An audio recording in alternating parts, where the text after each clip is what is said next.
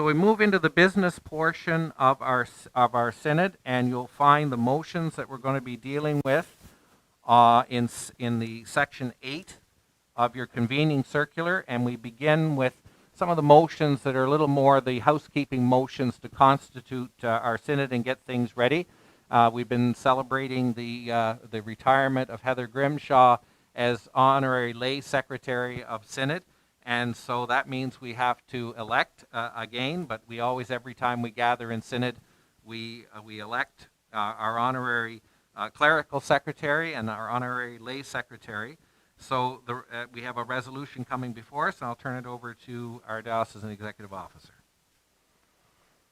So motion 2021-1, be it resolved that the Reverend Canon Valerie Kelly and Allison Filato be nominated as honorary clerical and lay secretaries of Synod.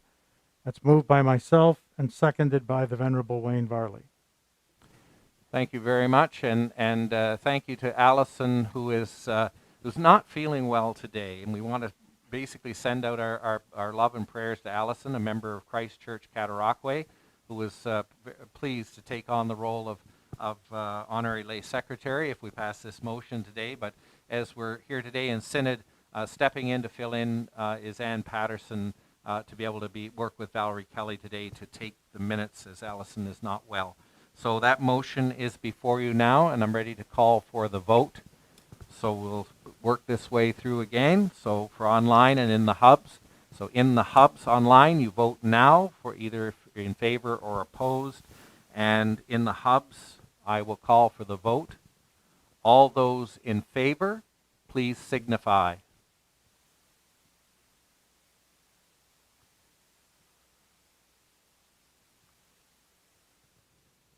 All those opposed, please signify.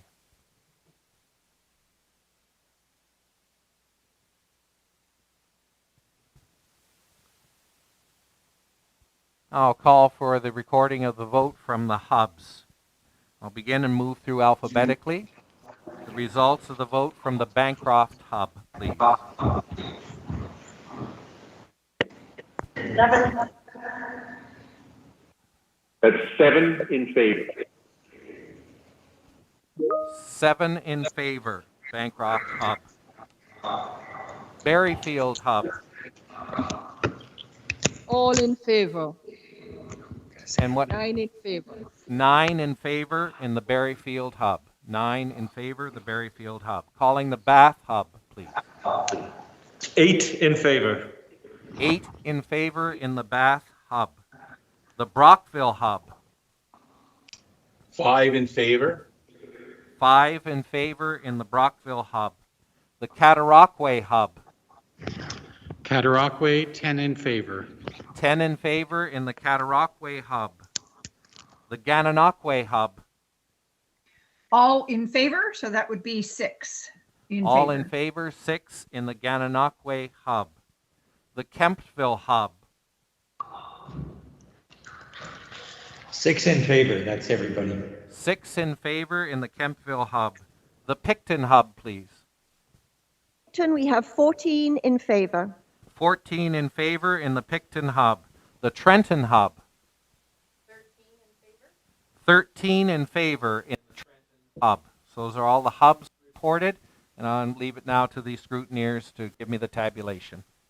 Online, scrutineer, it is 40 votes, all in favor.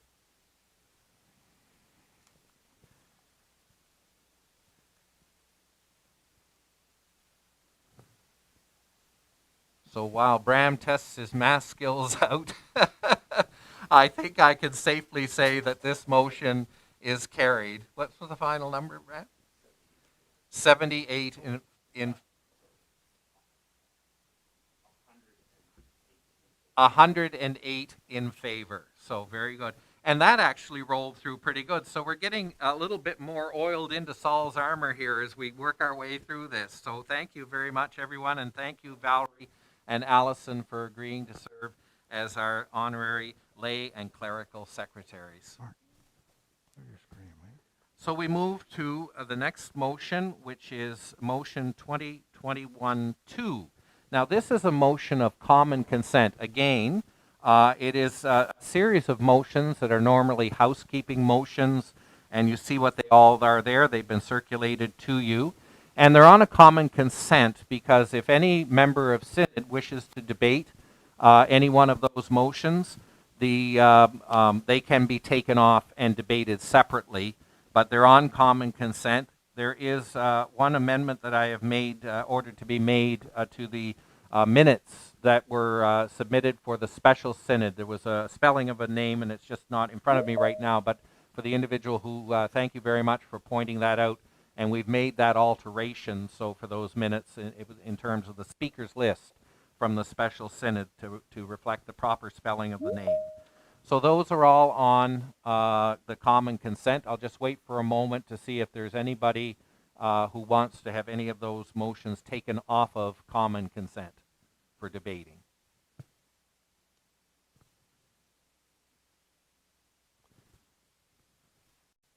Not hearing any, therefore we'll move to the vote on this. And because it's a common consent motion and they're housekeeping matters, I think to simplify things, we'll just move through if there's anyone opposed to this motion. So I'm going to call for all those opposed first in the hubs.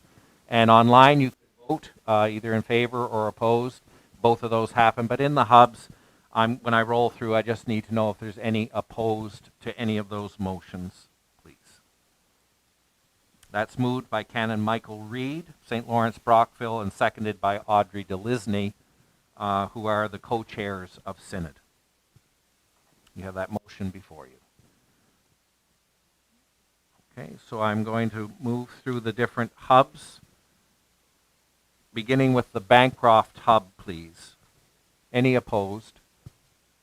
No. Thank you. The Berryfield hub. Any opposed?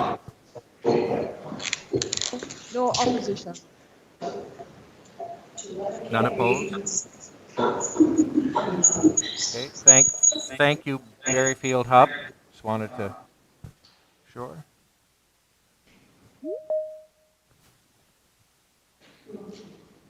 The Bath hub.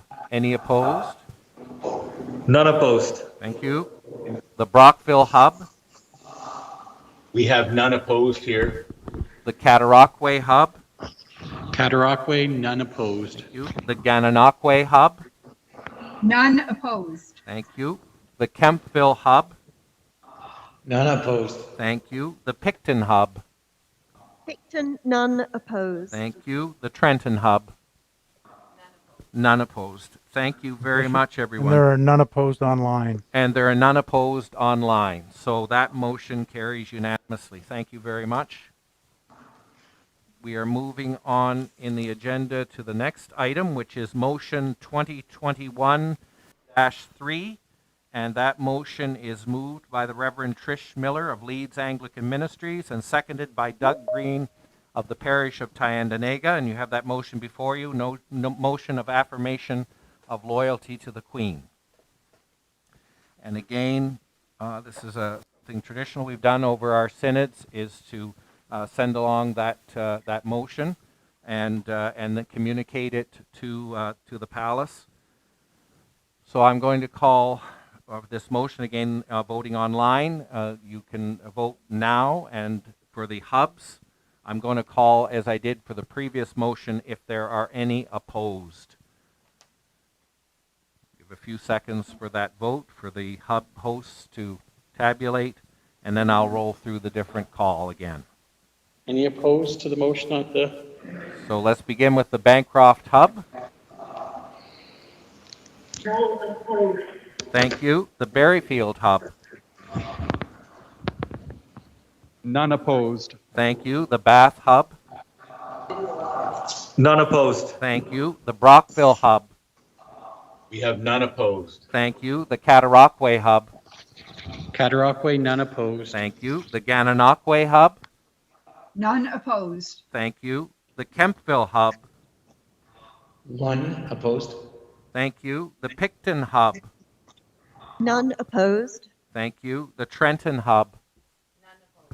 Thank you very much. And the online tabulation? One opposed. one opposed in the online tabulation. Thank you very much. I declare that motion carried. And you have been reading, no doubt, in the news lately. Our Queen is 95 years old and has lived a life of duty and responsibility in carrying out those tasks, and she was forced into a role that she never anticipated having, and she's carried it on with such dignity and such grace, and has been advised to rest now for the next couple of weeks. And I know that she was intending to address the climate change conference, COP26, that is beginning tomorrow. And so just before we move along, I want to offer a prayer for Her Majesty. Let us pray. Almighty God, fountain of all goodness, bless our sovereign lady, Queen Elizabeth, and all who are in authority under her, that they may order all things in wisdom and equity, righteousness and peace, to the honor of your name and the good of your church and people. We pray that your hand of grace will rest upon Her Majesty during this time of convalescence, and that you will restore her to strength of body according to your holy will and purpose for us, giving thanks for her life of service. And this we pray in the name of Jesus Christ, our Lord. Amen. Thank you very much, everyone.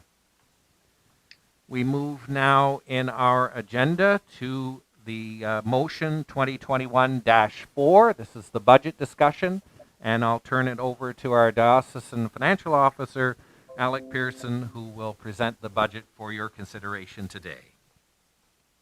Just get the right slide. Go to the podium, Mark.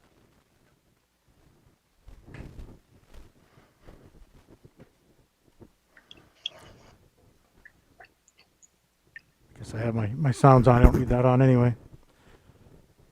Good morning.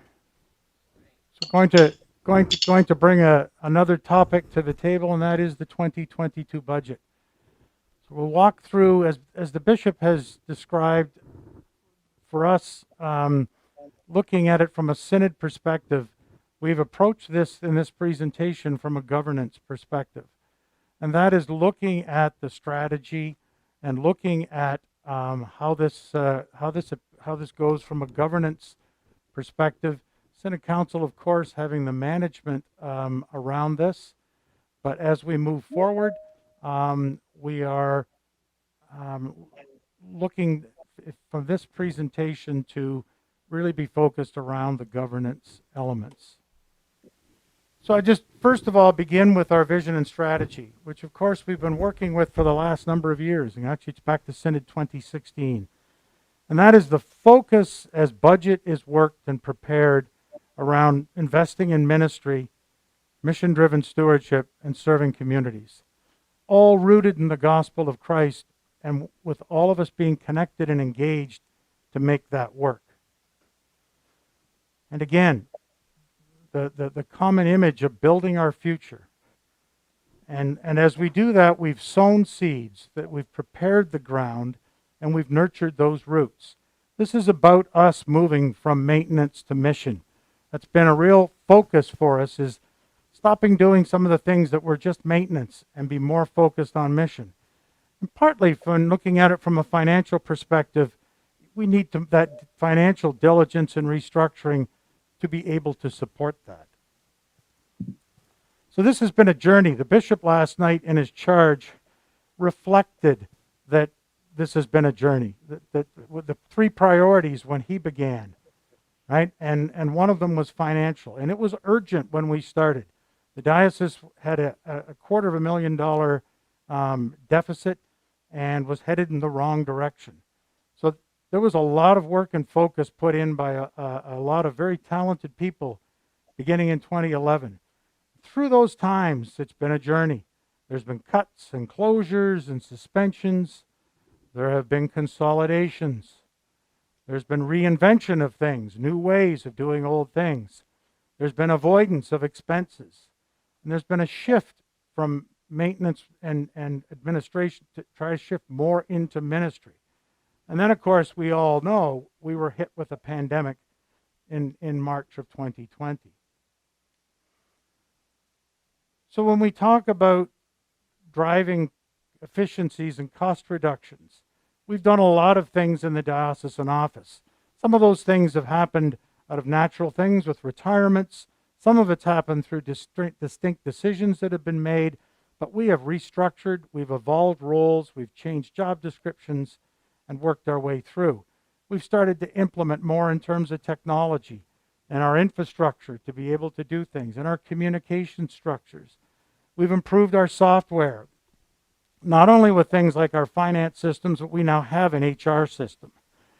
We now have process and tools in place for a lot of things around the governance of the diocese and the management of our capabilities. We've been very careful managing suppliers and partners, and we do see that some are suppliers, but we also have partners, the people that have longer-term, larger arrangements with us. For example, our landlord is a partner. We work with them, and they also have been very generous, for example, with our giving us from their foundation. So there's been a number of ways that we have partners, that we evolve, we review, and we continue to manage. And of course, as there is everywhere, a focus on discretionary spending, things that at a given moment in time you can choose. And a good example of that is travel. Some of that's been easy because we've not been able to travel. One of the big challenges we had, apart from the overall cost structure, was that there was certain elements of our financials that were unpredictable. And the Camp Hyanto is a good example. Once you made the decision to operate for the year, regardless of how much money you put in as a grant, support, or deficit coverage, you at that point became whatever happened, happened. As the summer went, whatever the financial impact was, you had to basically integrate what happened in the end. So it's somewhat unpredictable and to a level uncontrollable. Similarly, the church book room, very much driven by top-line expenses, top-line decisions on income and revenue, as much as being driven by trying to manage costs. So that also caused, even though you may assign a certain amount in the budget, it's an operational thing that has a lot of variables. And then finally, the diocesan center, obviously in terms of things like the weather, how hot or cold, how much power we burned, but more importantly, capital expenses. And we were beginning to look at some very large capital expenses. Some you plan and you can plan for. Others, of course, drop in on you unexpectedly. So there were distinct decisions that were reached. And that involved ending ministries. So Camp Hyanto, as you know, was restructured. There was an attempt made. It was presented at Synod 2020 or 2018 that we were just not successful in rebooting Camp Hyanto. The church book room, after a lot of focus, after a study by the Queen's Business School, after a lot of things that were done, it proved that the business model for us as the last of the book rooms in this part of the province, that it was simply something that we were not able to financially sustain. The other area that we turned was to our national church proportional gift, our gift to General Synod. General Synod asks for 26% of our assessable income as their proportional gift, as it's called.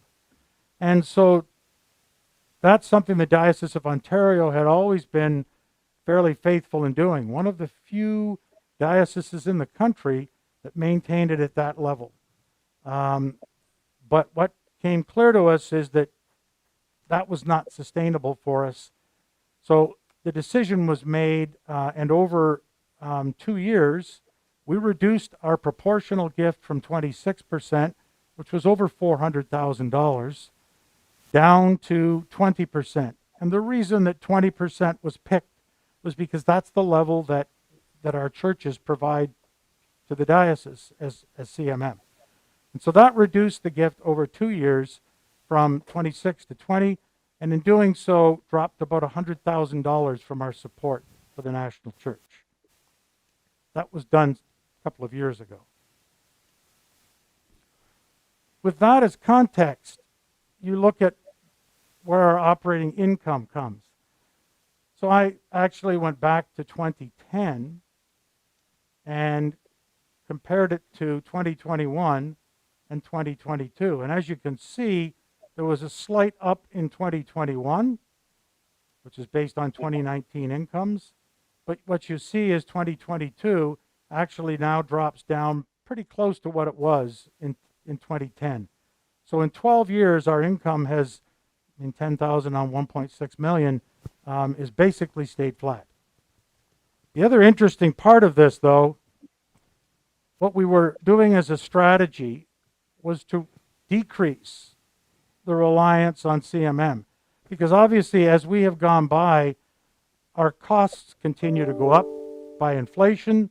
They go up by things that we shift and do. They go up by things that occur, but our top line has stayed the same. We've not changed the 20% factor in CMM. That has not changed in quite a fair memory. So CMM, while the rate has been flat, the actual amount as a share of the budget has gone from 84% of income. This year in 2021, it'll be 78%. Next year, it'll slim a little bit more to 77%.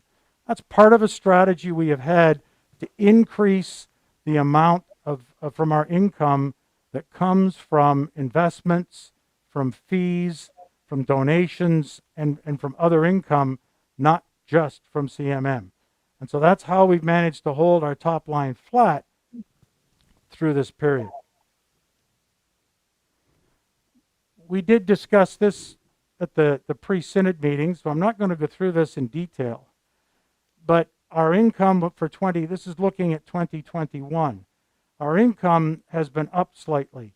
Of course, each year we do our budgeted CMM based upon not having a full sets of the green sheets and that in.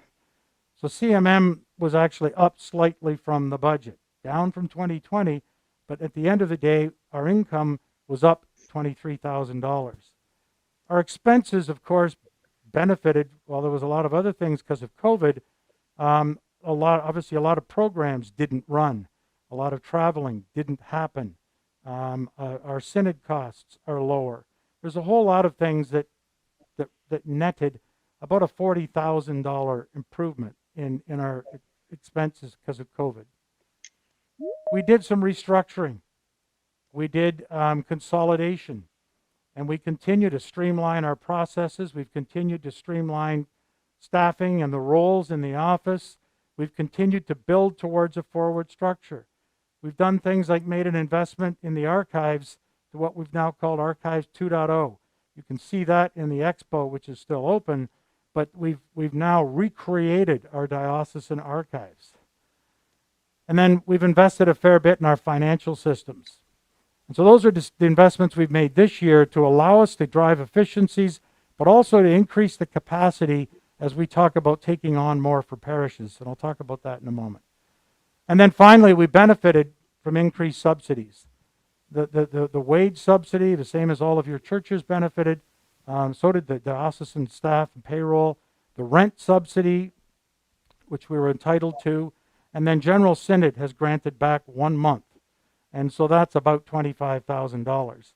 So net, we've seen about $95,000 of extra income come in that has helped us in 2021.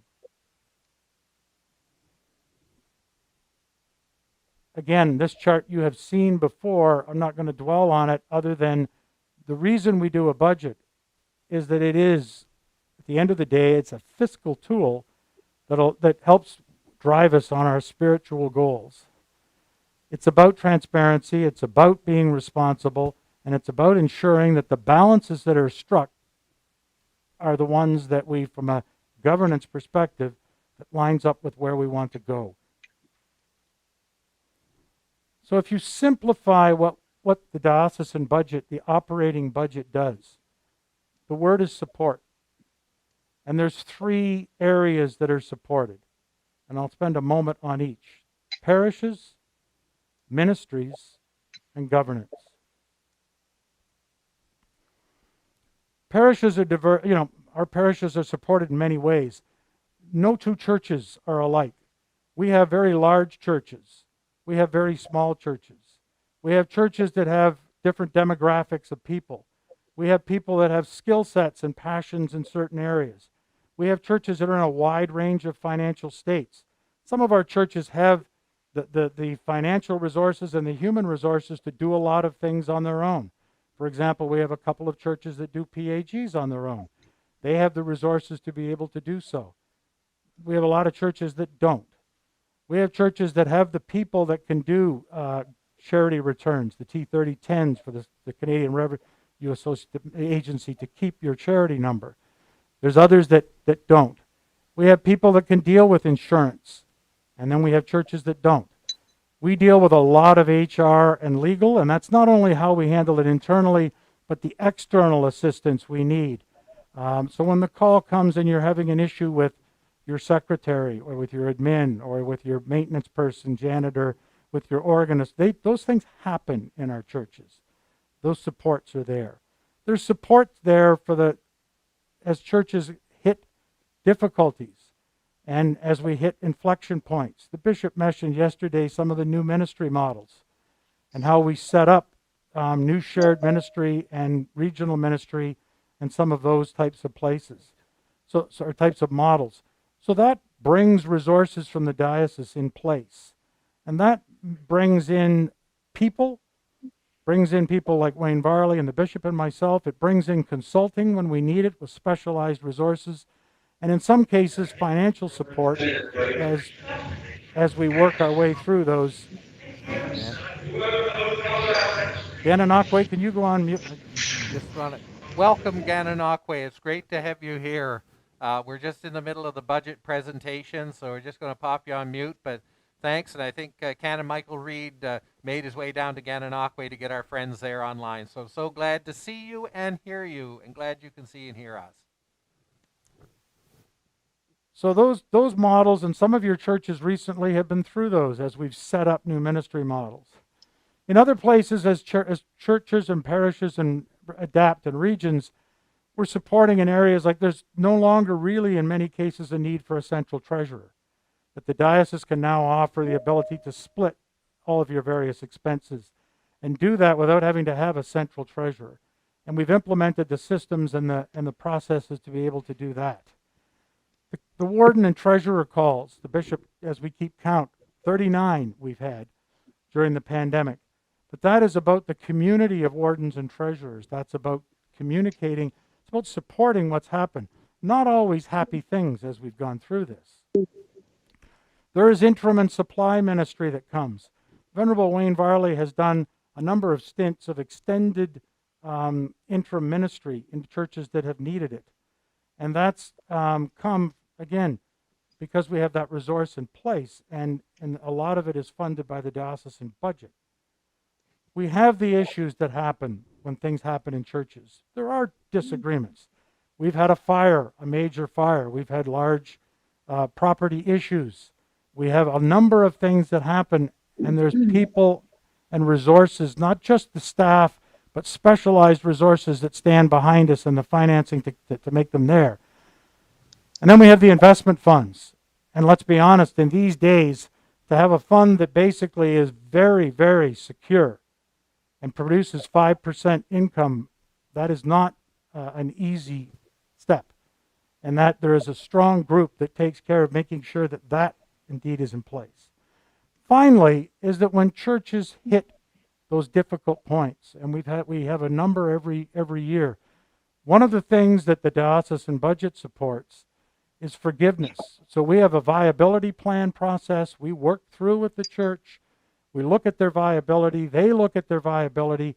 And then as required, there is support for forgiveness of some of the debt that they owe to the diocese for CMM, for payroll, for other things that have accumulated. It helps get a church back on its feet, and it helps lift that heavy load that those churches often feel that stops them from moving forward because of what they bear.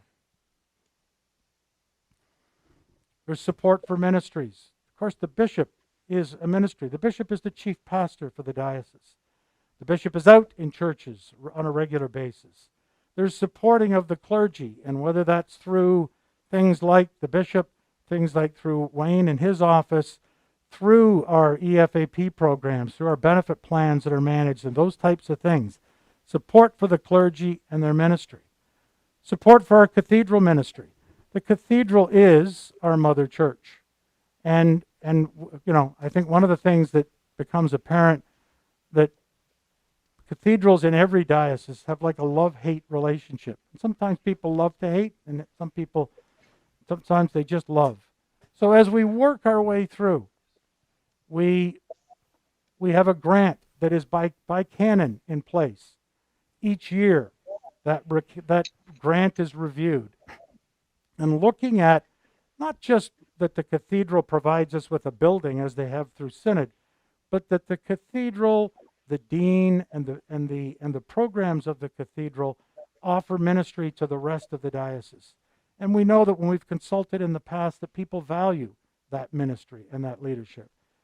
We looked at this year in particular, and as you know, the cathedral is going through change. And it was felt this year, for example, that it would be a very inappropriate time to adjust that because the cathedral is about, finally working through with the wonderful interim ministry of the Venerable David Seltzer. They have Archdeacon Colin Johnson assisting their search. And so with all of that, this is not the time with a new dean and a new ministry beginning to look at reducing.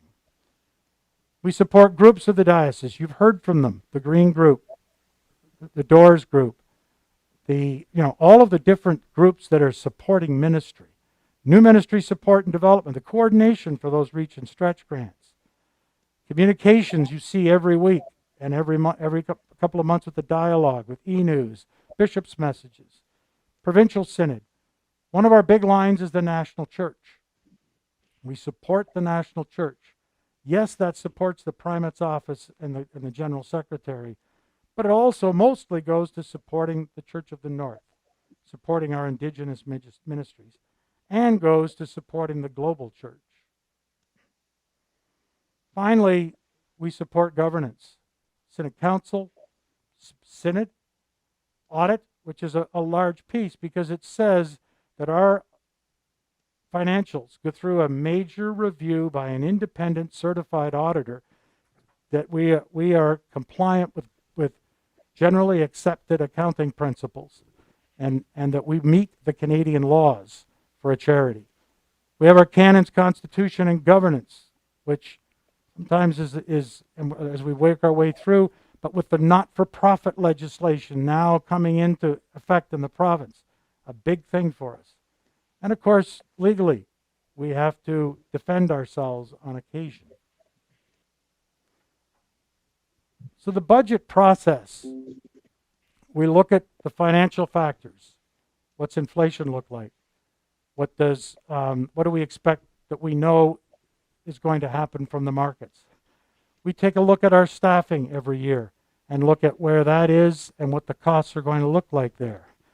We look at our fixed costs and we review them against benchmarks and alternatives. So I mentioned earlier about our landlord. There's an area where we look at each year at what our costs look like and how that compares. Now the reality is that we are, from a practical perspective, still locked in for a number of years. The costs to be able to move would far exceed any savings that would be gained.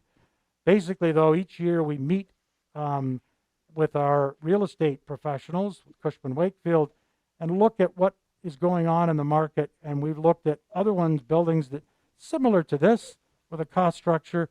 We're $26 all in per square foot. That's all in.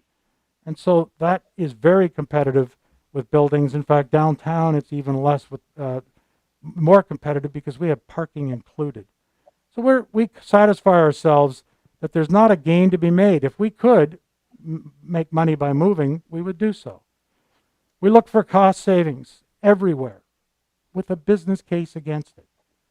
We look at major events. This year, for example, Lambeth and General Synod, we have costs for that. We look at grants. I spoke of the cathedral for a moment and the grant that's there. We look at the gifts that we provide. We look at the grants that go out for new ministry in parishes, the curacy grants, the new ministry grants. We look at CMM and our investment income. Cash, right? So all of our expenses, most of them, and I'll talk about this in a minute, are mostly in cash. So we're very careful planning for cash because you can be positive on the bottom line, but negative on cash and run out of money to meet your expenses. Anybody that's running a business knows that. And finally, we always view it in terms of how are we moving with our vision and our strategy? Are we continuing on those with that tree? Are we continuing the maintenance to mission shift? So the 2022 budget is about challenges. We recognize that. What we've tried to do is a balance between the short term, the midterm, and the long term. Synod Council, this isn't something that just comes to Council at the end. Synod Council early in the year began with updates on where we are in the process and what kinds of decisions and direction we're making, discussing the challenges, looking at the options, looking at the approach, and then Council ratified this budget proposal and approved it to be sent here to Synod. So if you really look at where the key pieces are in here, there's a number of areas that increased. Next year will be our 5th year in our lease, and that brings an automatic rent. It's about $1 a square foot. It's around $10,000 to $15,000 a year. We see, and that's the first, by the way, we've seen in 5 years. It'll be the last we see for the next 5. We do with new ministry and curacy support. We have increased the amount of money going into churches to support new ministry, and we have more curacies in place. We have programs restarting, right? We know that we're going to start spending money there again. We continue to draw money out of our infrastructure. We're continuing to drive cost reduction programs and continuing to consolidate there. So there's savings there. We have the one-timers I mentioned, like Lambeth, every 10 years. General Synod, every 3 years. And of course, this year we have an additional staff benefit due to a specific circumstance. Happy on that one. So, and finally, as we know that because 2020 income was down slightly in our churches, net because of COVID, that our CMM will be down with it. And that because we have restructured around insurance, because we pay $250,000 up front, last year we elected to take that money from our investments and not from the line of credit. So it's decreased our investment or our interest paid, but increases also decreases our income. So I'm not going to dwell on the numbers. It breaks it into the major areas. What you see is our income is down just under $50,000. The cost in the bishop, clergy, lay support, parish ministry, and program support are up. And again, those are things that relate to the things we've talked about. Up about $63,000. The business finance admin side is basically flat.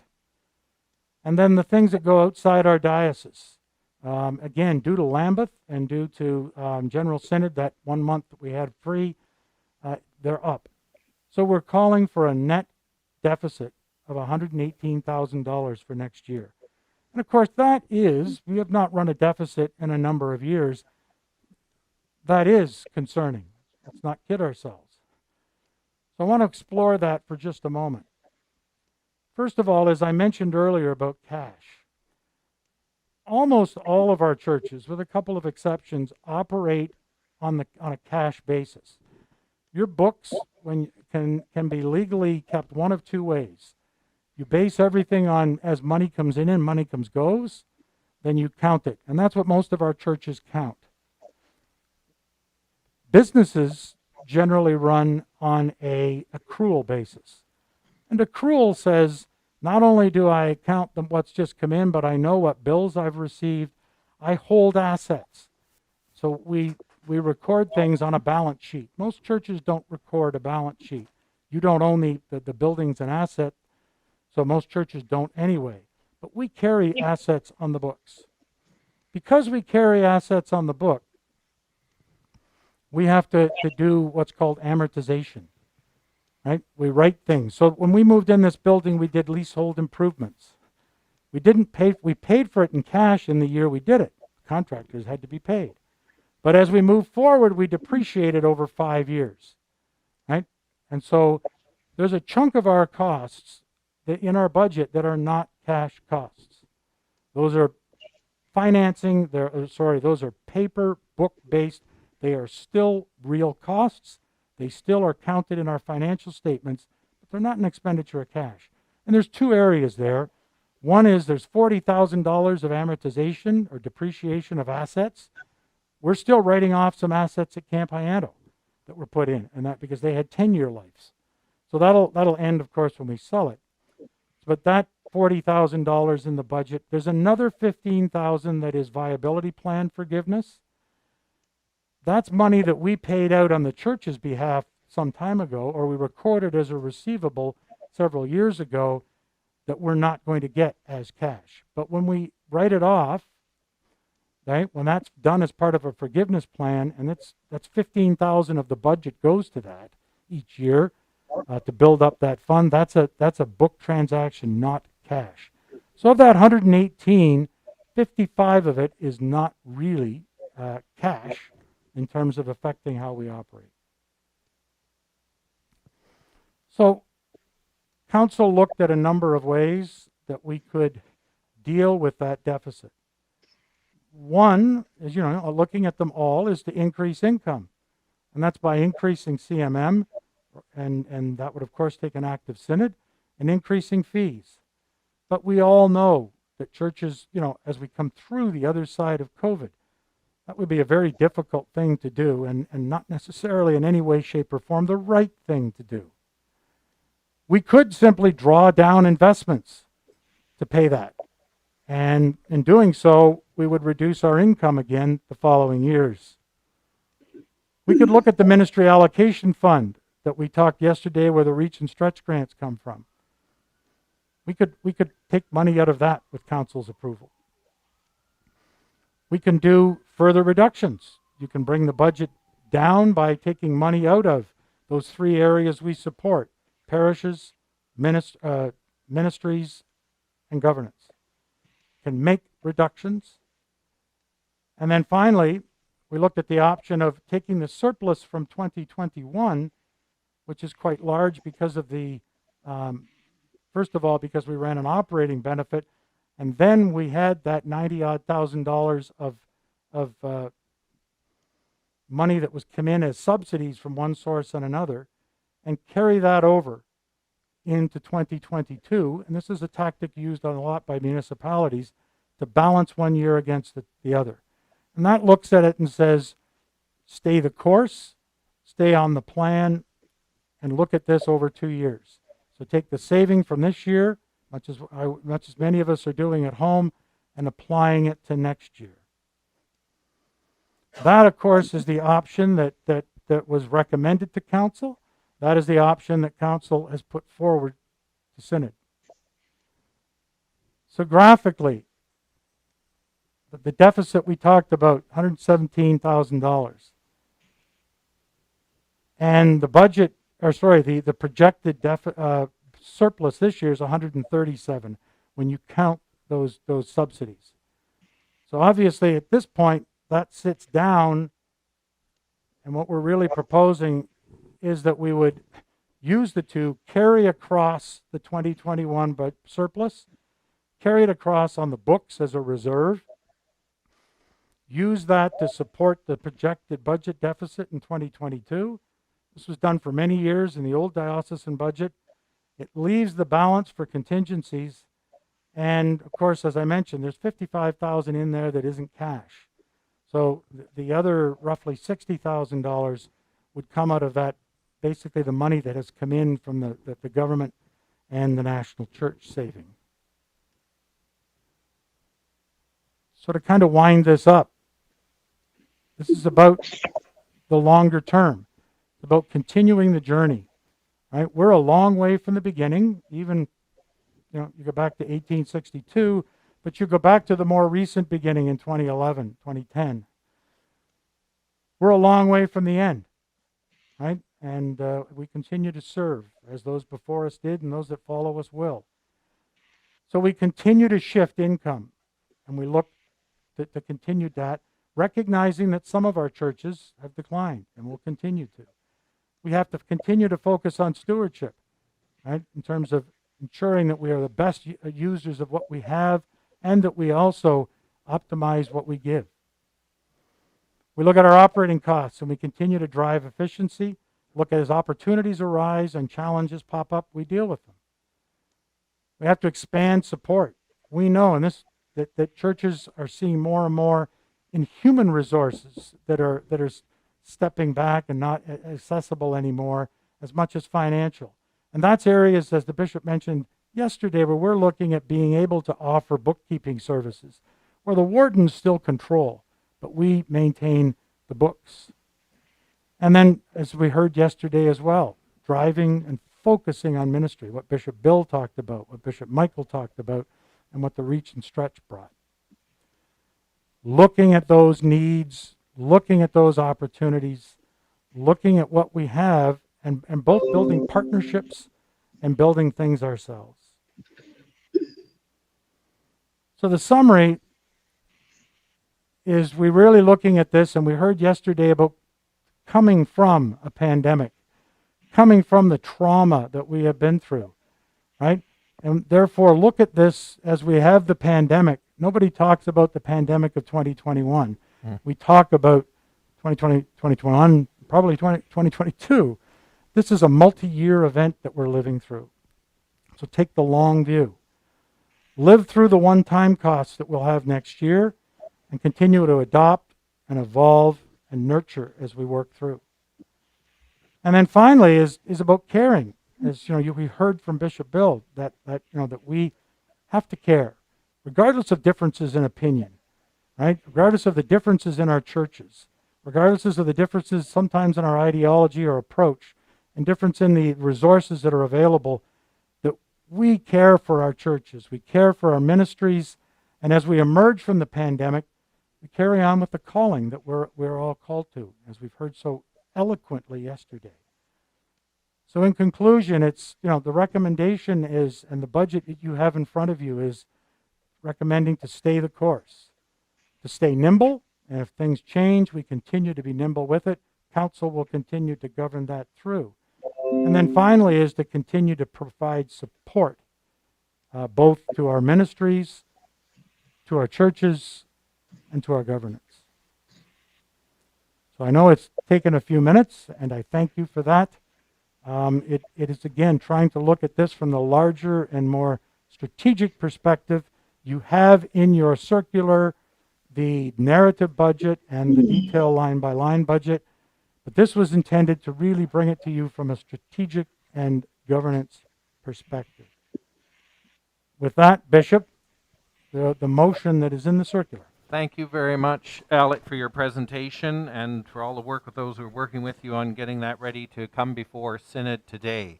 And so the motion 2021-4 is before you. It is moved by the Reverend Canon Michael Reid and seconded by Ann Patterson. Resolution that the 2022 diocesan budget as presented in the Synod circular be approved.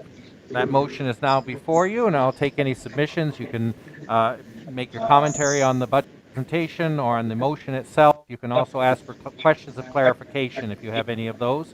But each speaker is entitled up to 5 minutes, and I'll turn it over to the Synod. It's up to you. If the hubs could please stay on mute until someone is ready to speak. Process-wise, if you will please raise your hand using that using the button. You can raise your hand, and the bishop will go in order from those. That includes the hubs. If you have someone that wishes to speak in a hub, they should go to a microphone, and the host should raise their hand so we can be aware of it.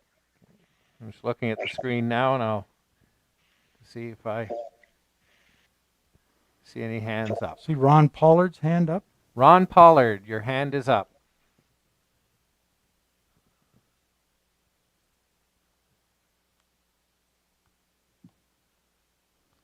Ron, are you there? Are you on mute or?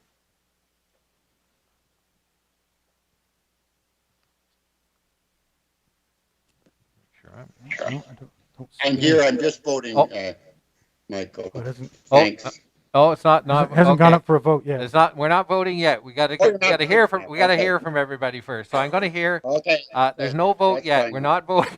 I appreciate you moving this thing along, but we got to hear from Synod first. And if anybody has anything they want to say on the budget presentation, the motion is before Synod now. Just speakers have up to 5 minutes, and I'm just looking for hands of anybody who wants to speak to the budget motion.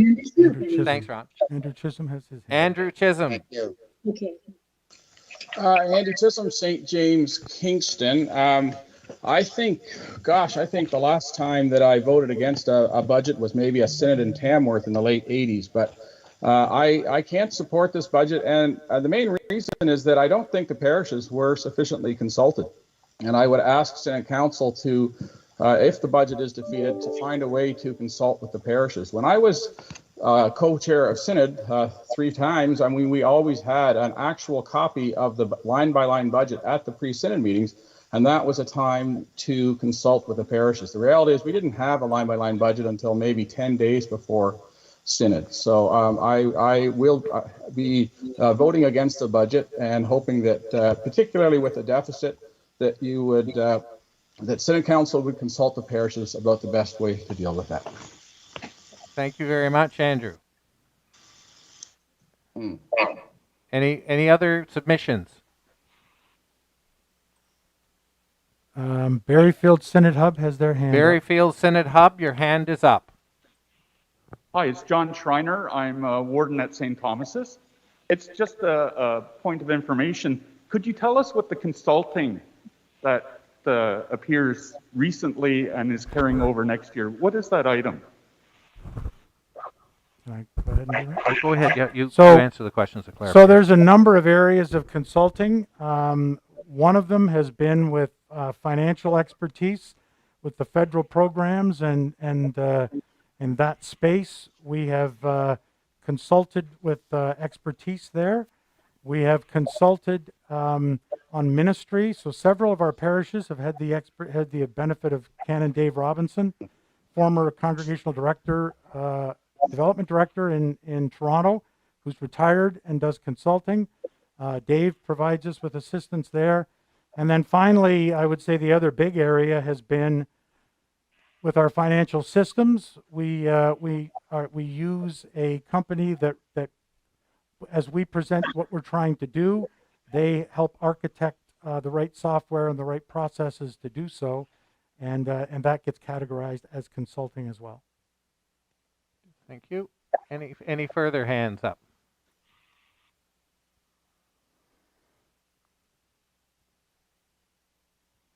I see a hand up in the Berryfield Synod Hub. Hello, Sue Orgill at St. Thomas's, Kingston. Under the section Restructuring and Evolving Roles, I just question having one person in both the diocesan executive officer role and as the diocesan financial officer. I just question that there's an issue of separation of duties and oversight.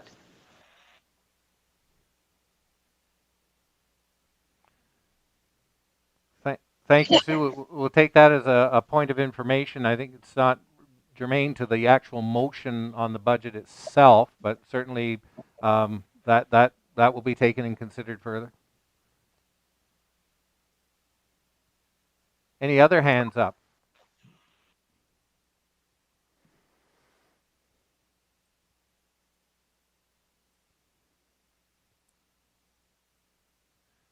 Not seeing any hands up, and not. So I'm gonna just test the room. Oh no, we have a hand coming up. Berryfield Synod Hub. Aren't we being engaging today? It's Bill Clark, St. Thomas's, St. Luke's, St. John's. My concern with the proposed budget, having further reflection on it, is that we're using this year's surplus virtually in its entirety for next year.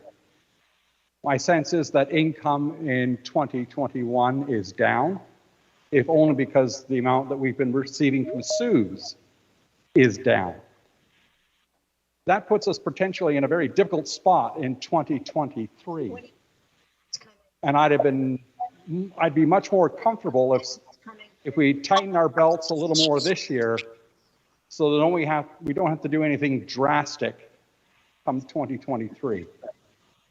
I'm not sure how that can happen. Obviously, if the budget does not pass, we'd have a chance to rework it a bit. But I'm being a little bifocal, looking a little further down the road, and I just see ourselves potentially in 2023 being back where we were in 2011 and having to make some really hard, painful choices again. Thank you. Thank you very much. Bill. Any other hands up? No.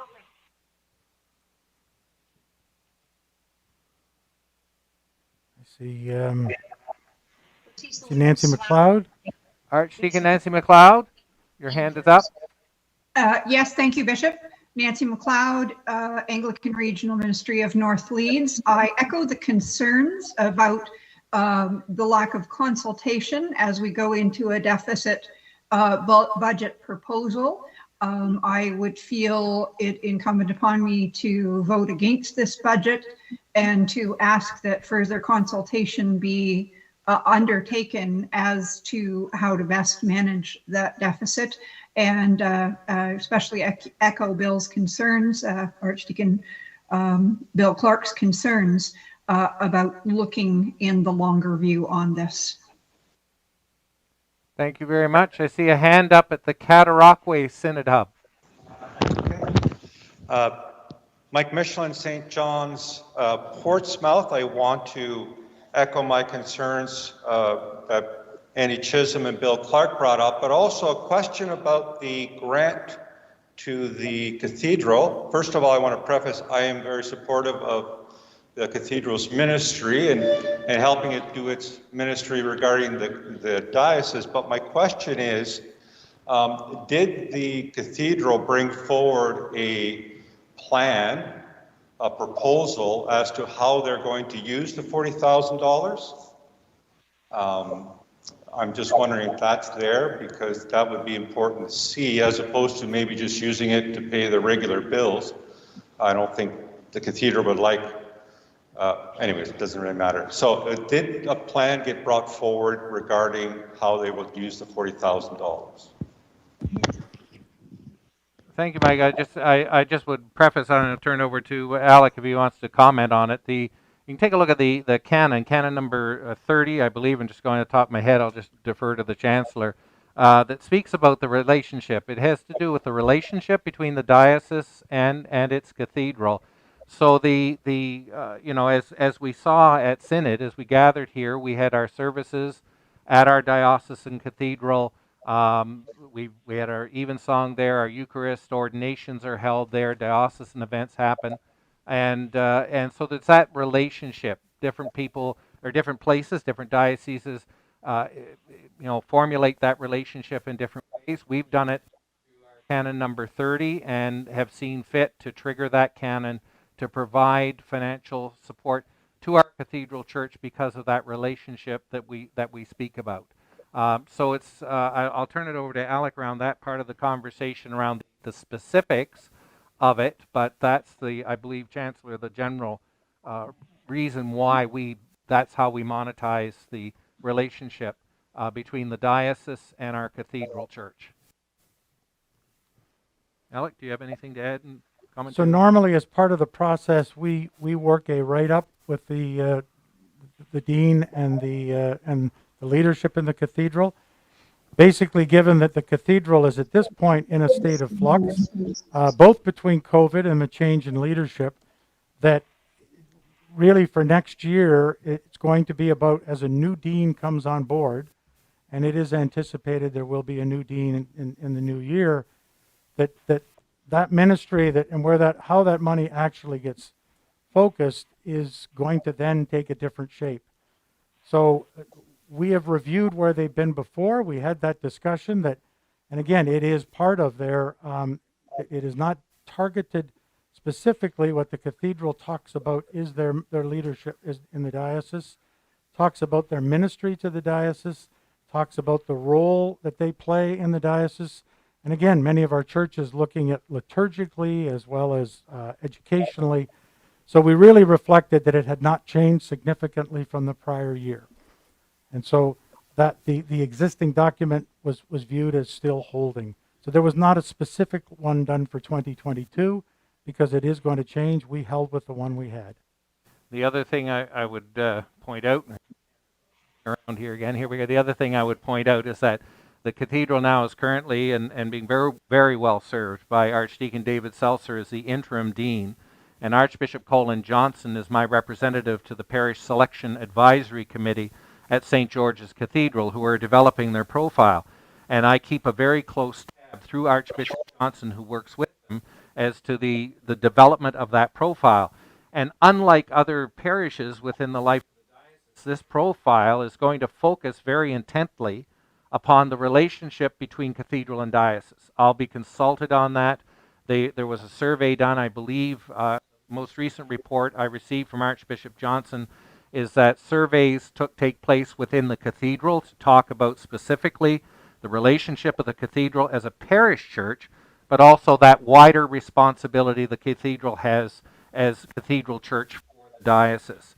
Surveys were sent out to the parishes, I think specifically in the Deanery of Frontenac. I'm not sure off the top of my head whether those went farther afield, but they have a very strong intentionality as they prepare to present the profile to me, and as I prepare to interview prospective candidates for the position of dean, that role and relationship as incumbent of St. George's Cathedral, but also Dean of Ontario.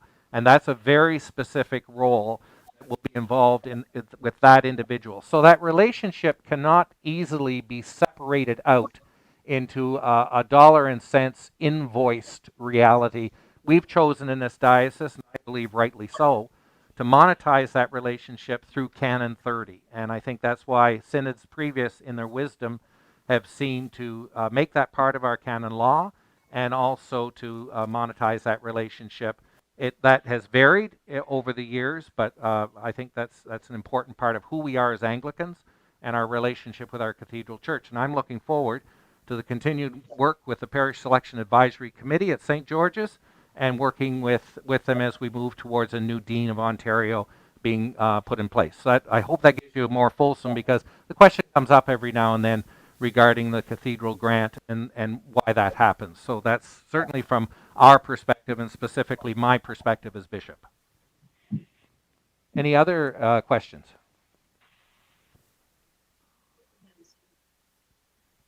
See no further hands up.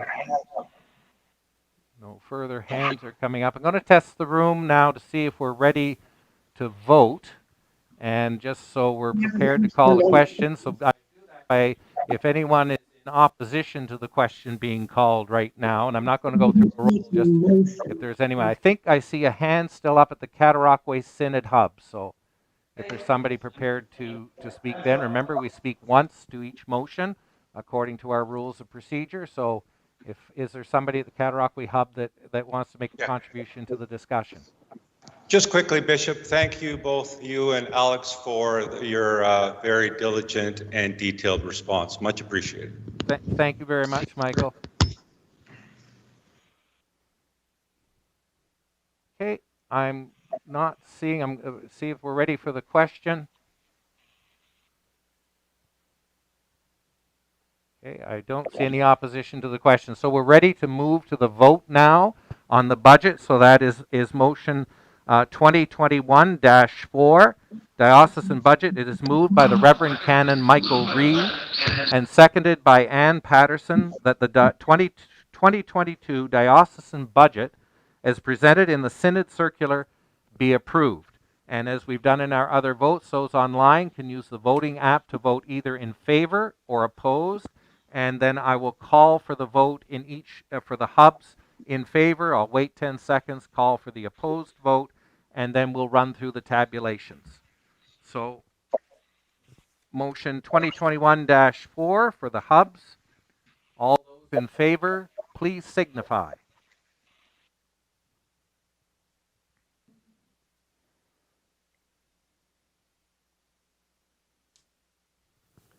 All those opposed, please signify.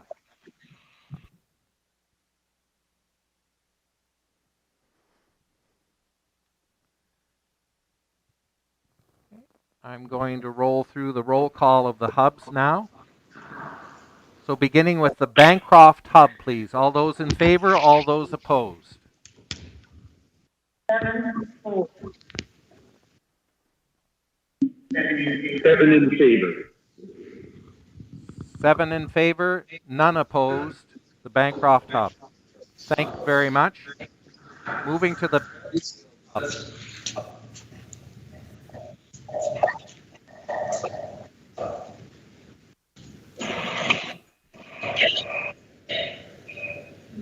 The Berryfield hub. 6 opposed. 6 opposed. None in favor. Pardon me? None in favor. None 6 in favor. opposed. 6 opposed. Thank you very much. Moving to the Bath hub. Bath Hub has 9 in favor. The Bath hub has 9 in favor, none opposed. The Brockville hub. We have 4 in favor and 1 opposed. The Brockville hub, 4 in favor, 1 opposed. The Cataraqui hub. Cataraqui reports 5 in favor, 5 opposed. Cataraqui hub, 5 in favor, 5 opposed. The Gananoque hub. 4 in favor, 2 opposed. The Gananoque hub, 4 in favor, 2 opposed. The Kempville hub, please. 6 opposed, none in favor. Did I get the number 6? Yes, 6 opposed, none in favor. 6 opposed, none in favor. The Kempville hub. Thank you very much. The Picton hub.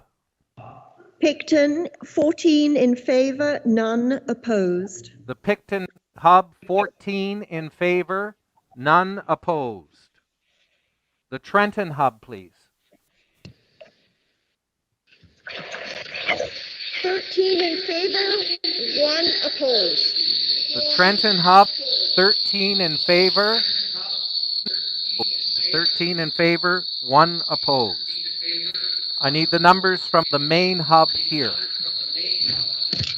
They're electronic. Okay, thank you. So that's all the hubs reporting in, and so I'll invite the executive officer to get the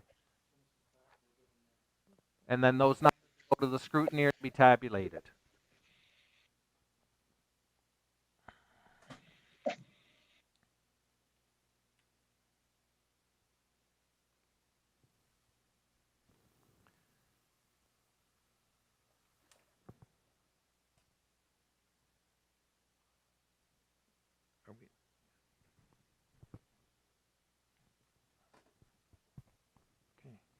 Oh, we're in good shape time-wise. Yep.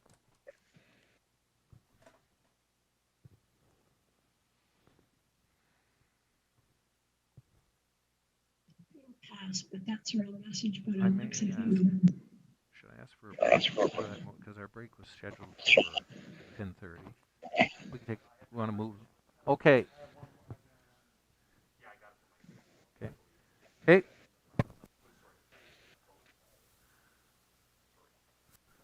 I'm just waiting. They're just tabulating the results here now.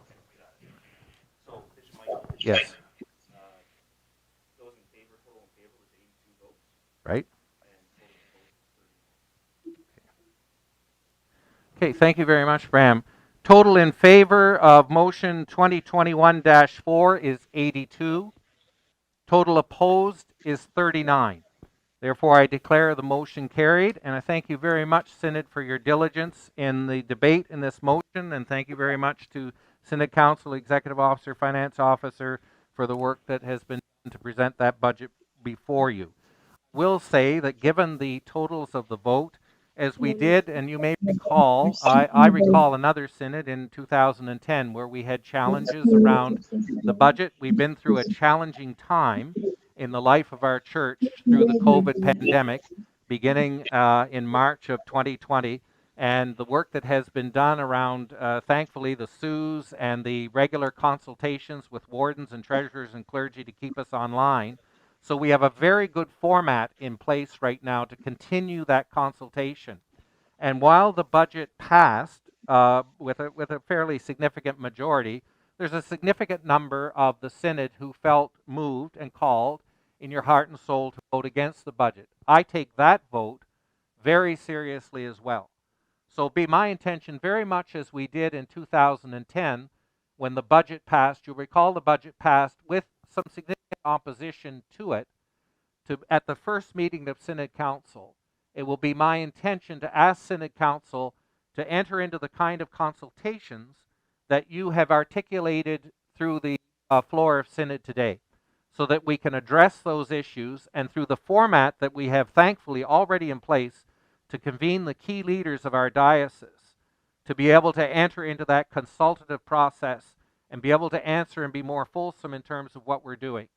We've developed that strategy to be able to carry us from 2021 to 2022, but as has been said, we have to also take that long view and move through into 2023 and 2024.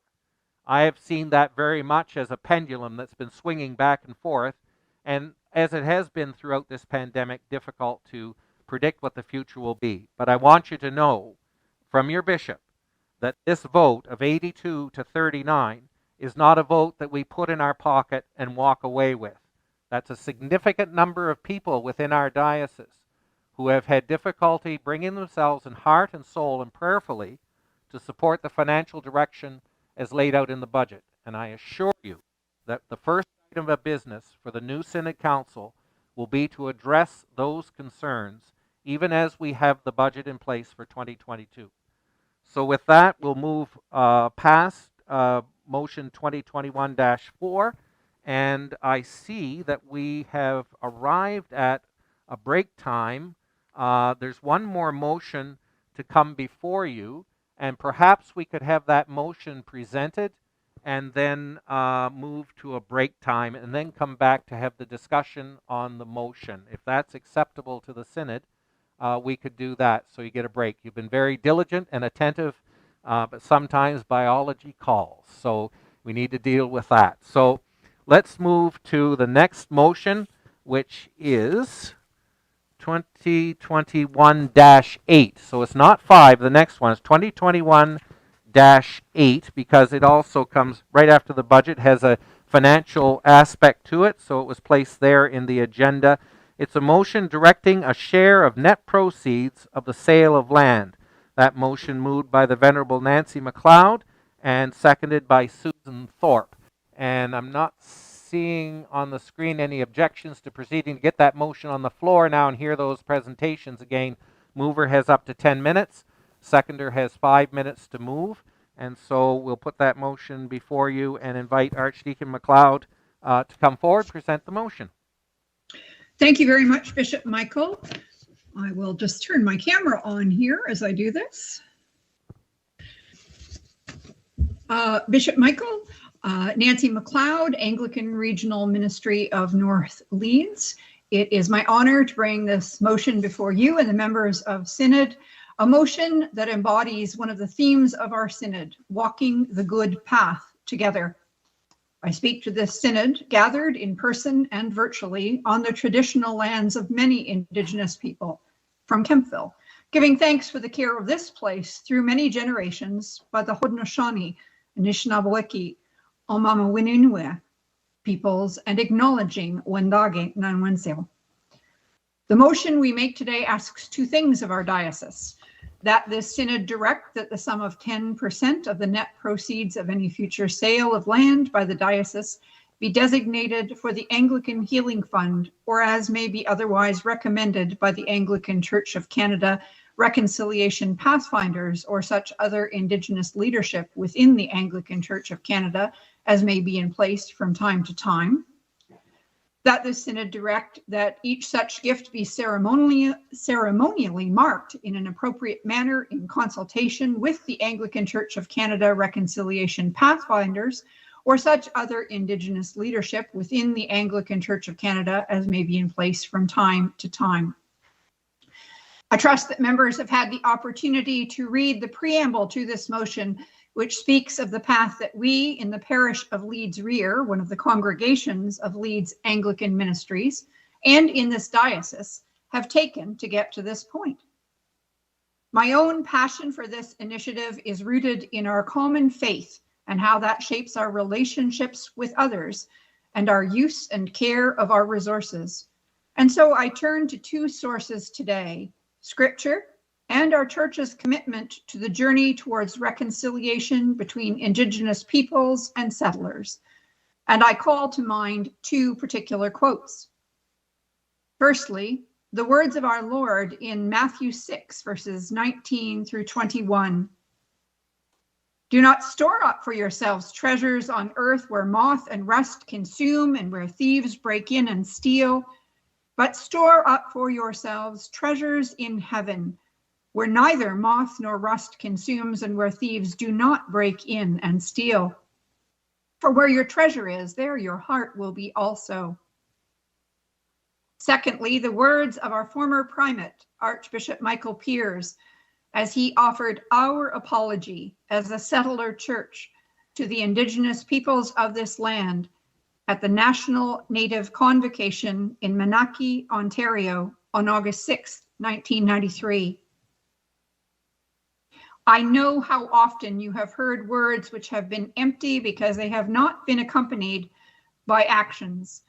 I pledge to you my best efforts and the efforts of our church at the national level to walk with you along the path of God's healing.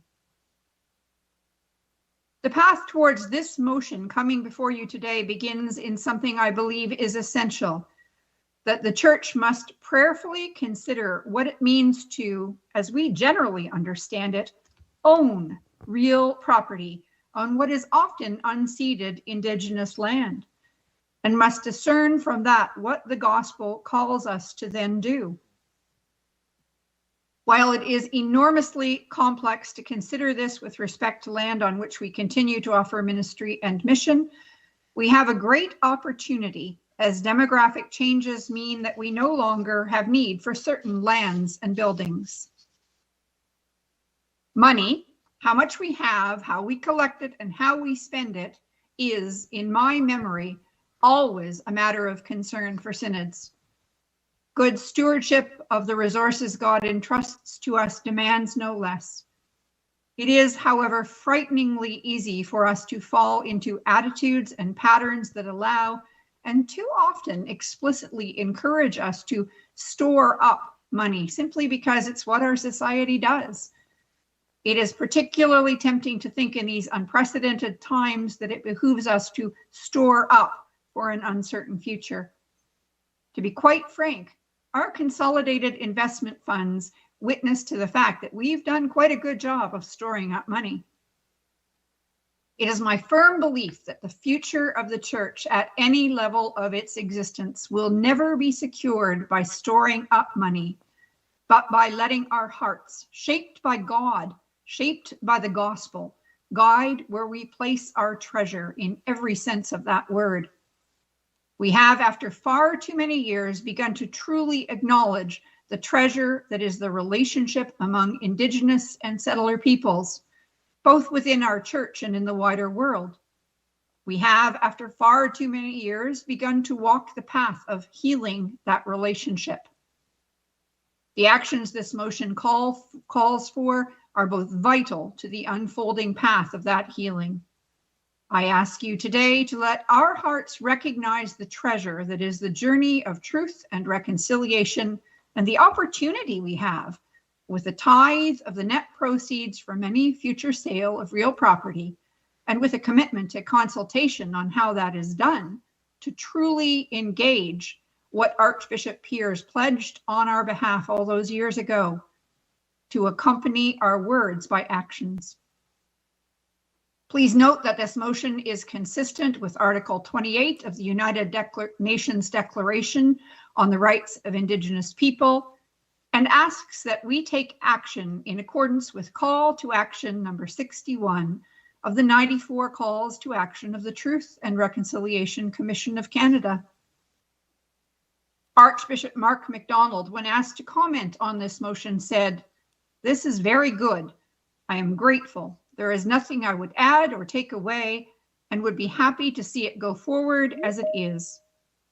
He went on to share his hope that groundbreaking resolutions like this one will result in direct Indigenous consultation regarding what happens with any funds that become available.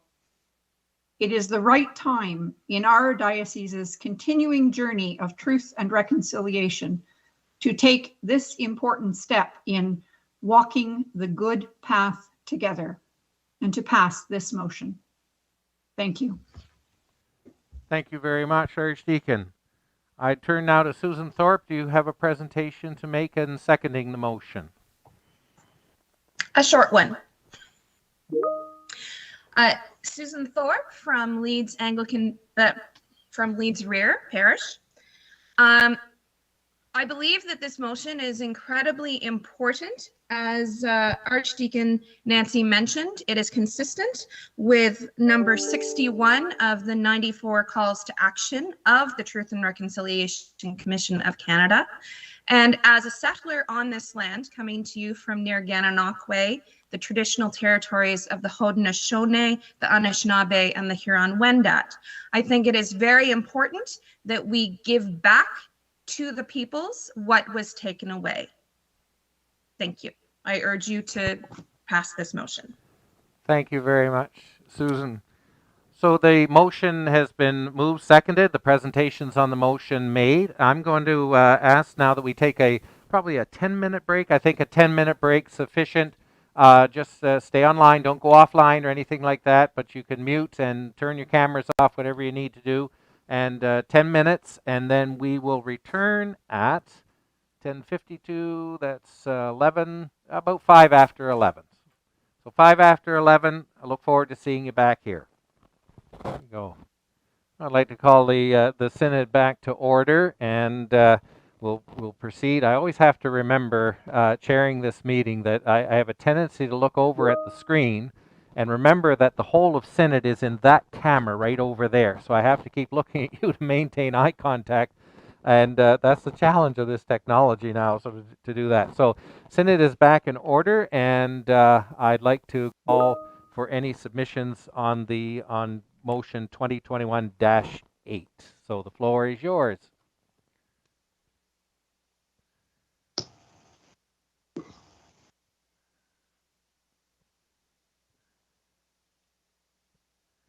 I see I think it's the Berryfield Hub. Just trying to get a look. Yep, Berryfield Synod Hub. Perhaps. Go ahead. Again, it's Archdeacon Bill Clark. Who did I start with last time? St. John, St. Luke, St. Thomas's. Got to share this. I'm going to speak, I'm obviously going to speak in favor of the motion. My concern is that we not walk away from this synod and sort of do a little pilot thing, wash our hands, say, there, we've done it. This should not stop individual Anglicans and parishes from finding and discerning their way on the right path forward. That we can still be doing things locally and not look at this decision, which I hope will pass, and say, there, we've done it, or we're doing it this way. We all still have some responsibility and a role to play. Thank you.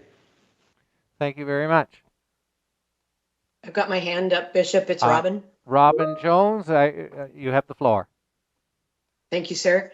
I agree. I'm going to vote in favor of the motion. Bill Clark and I were on exactly the same wavelength. This is a significant move for the diocese, and it will garner many things. But on his point, yesterday we launched the new ministry grants, the stretch and the reach grants, and one of the categories of consideration is reconciliation. So just to follow up on Bill Clark's suggestion, there is a real opportunity for churches to think creatively about their own ministries. But on this point, that is one of the criteria that we are hoping to see we get requests on. Thank you. Thank you very much, Robin. Any other hands up?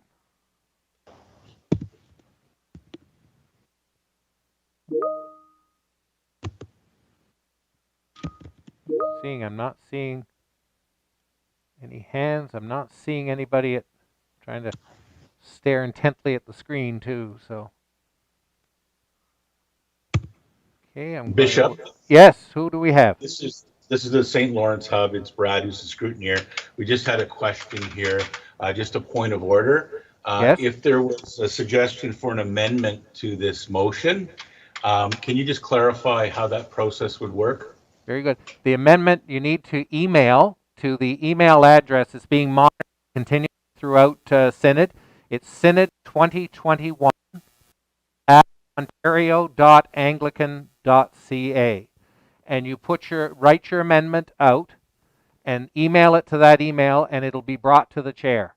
And then I'll consult with the chancellor, and if everything is in order, I will put the amendment to the floor. So it does take a little bit, but if you have an amendment, type it out. They're monitoring that email right now. And I'll make sure they're intently monitoring it, but they've been watching it all the way through because things come through on that email.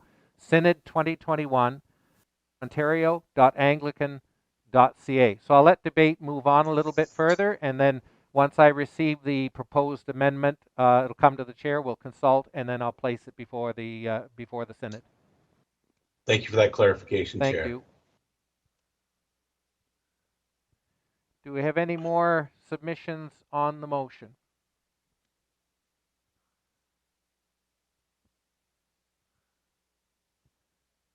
Seeing if any.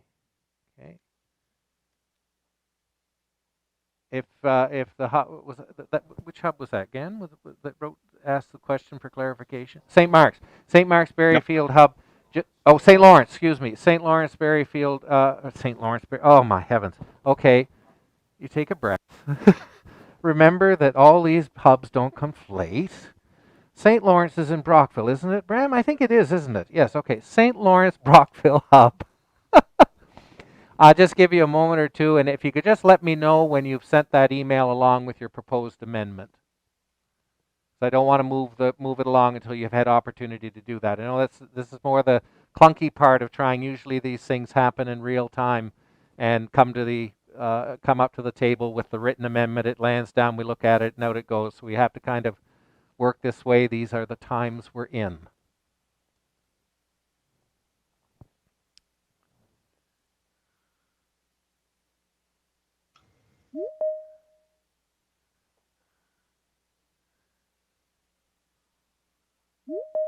Okay. And in the meantime, while I'm waiting for that amendment to come to me, just if anybody else wants to make a submission, the debate, I'll leave the debate open until I receive that amendment, or I get notification from the hub that they've decided not to give me the amendment. So I just need to.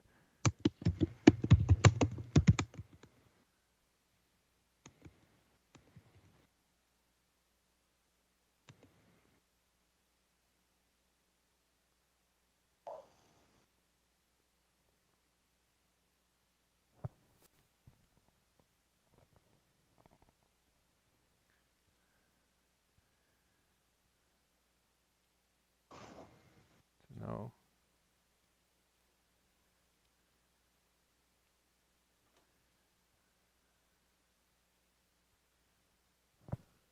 Nothing in yet? Okay. Just want to check in with the St. Lawrence Hub. You're in process of developing the amendment? We did send something. Okay, we're just monitoring the incoming email now.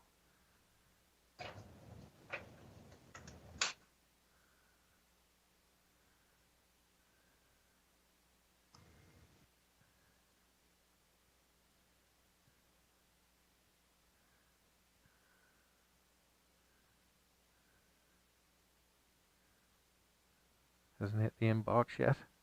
Not yet, okay.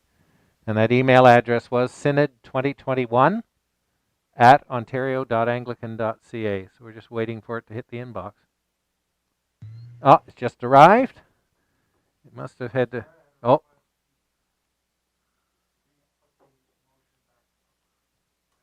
Okay, no, this was a request to put the motion back up on the screen.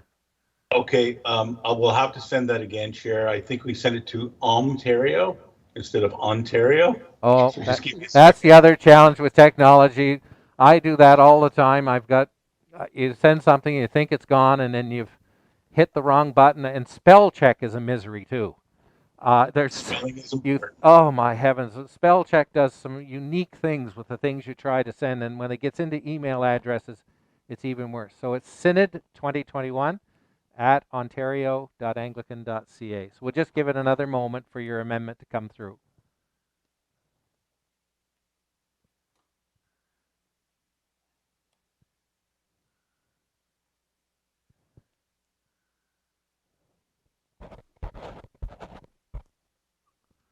And as per the request, the original motion is back up on the screen.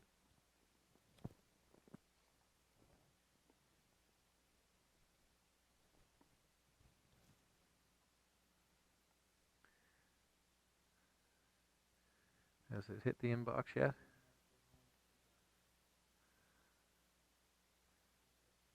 Yeah.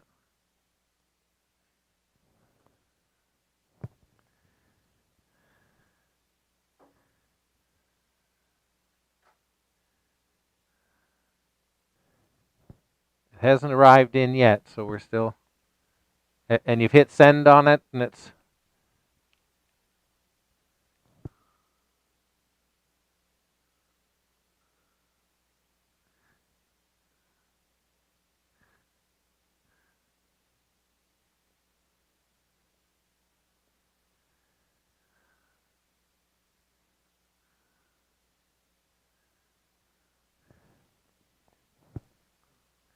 yeah, we're just waiting.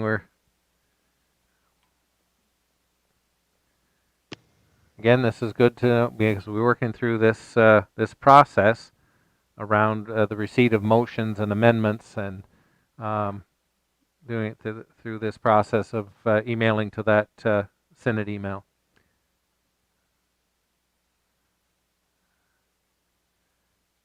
I just want to check with the St. Lawrence Hub one more time. You've hit send and it's on its way.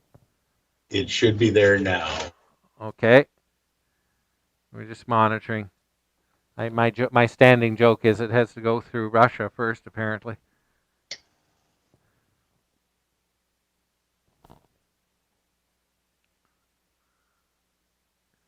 How are we doing? Nothing yet?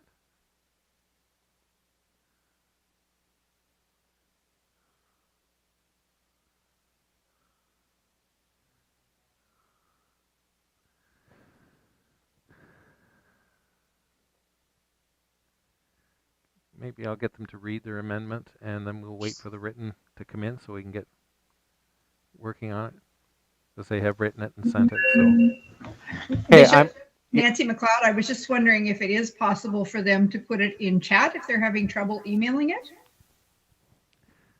I'm just saying let's do it that way, and because it hasn't arrived in the email inbox yet. So if you can just take the moment to retype that or paste it into the chat feature, and we're monitoring that as well.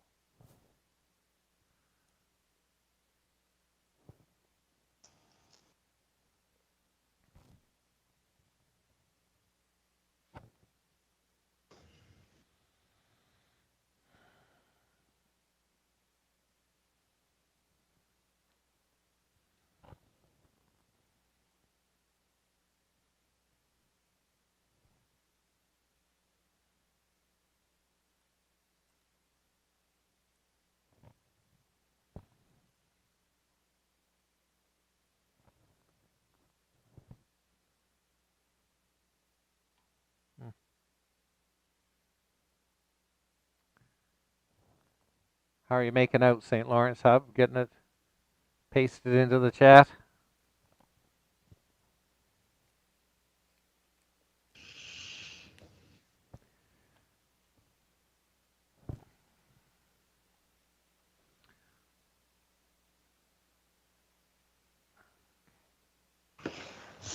I think so we can begin debate on it. I just want to check one more time and see how you're making out. It hasn't hit the chat yet and has not hit. Oh, here it just hit the chat. Yay, here we go.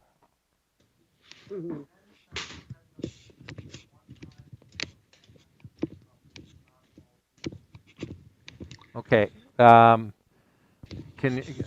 you read that out loud so we can hear it? And I'm going to consult with the Chancellor. The amendment says that the 10% donation be a one-time sale of Camp Hyanto property, not all future sales. Okay. So I'm going to check with the Chancellor, but my initial ruling would be that that amendment defeats the entire intent of the original motion. And amendments can complement or enhance or work with a motion, but the Synod Council had already made the decision around the 10% tithe for the sale of Camp Hyanto. The reason for this motion was that Synod Council felt that it was a synodical decision that needed to be made around tying up all diocesan, future diocesan property sales with the 10% tithe. The Synod Council felt that they were within, and we ruled that they were within their jurisdiction on that one-time sale of Camp Hyanto, which has been done. As soon as that sale goes through, it's a motion of Synod Council. Unfortunately, this amendment would run totally counter to the intent of the original motion, and therefore my initial ruling would be that it's out of order. So, but I want to confer with the Chancellor. Yep, the Chancellor concurs with that ruling. So that amendment is out of order. But thank you very much for your contribution to the debate and discussion. And thank you very much, Synod, for your patience in helping us as we get through getting these amendments before us. So we're back to the original motion and open up for any more submissions on that. Thank you for your clarification, Chair, on behalf of St. Lawrence Hub. Thank you very much. Any further? Okay, I'm going to call the question now, and I'm going to see if there's any objections to the question being called now. I'm not seeing anything. No hands coming up objecting to that. So we are ready to vote. And so I'm going to call for the vote as we have done. The online voting folk will do their vote either yay or nay in that app. And then I'm going to call for the vote in the hubs as I have done previously. So the motion before you in 2021-8, I should say, excuse me, before I go to that, the mover and seconder have the right to close the debate. And my apologies for not remembering that till just right now. So Archdeacon MacLeod and Susan Thorpe, do you wish to close debate on the motion? Bishop Michael, I believe in the new constitution, the seconder does not have the right. Thank you very much for that reminder. But I would just want to thank Archdeacon Bill Clark and Robin Jones for their contribution and echo their reminder that this is not meant to be an ends, but a beginning of this process. Thank you very much, Archdeacon.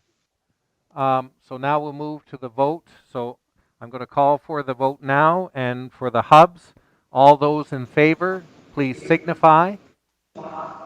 In favor? 5, 6, 7, 8. All those opposed, please signify.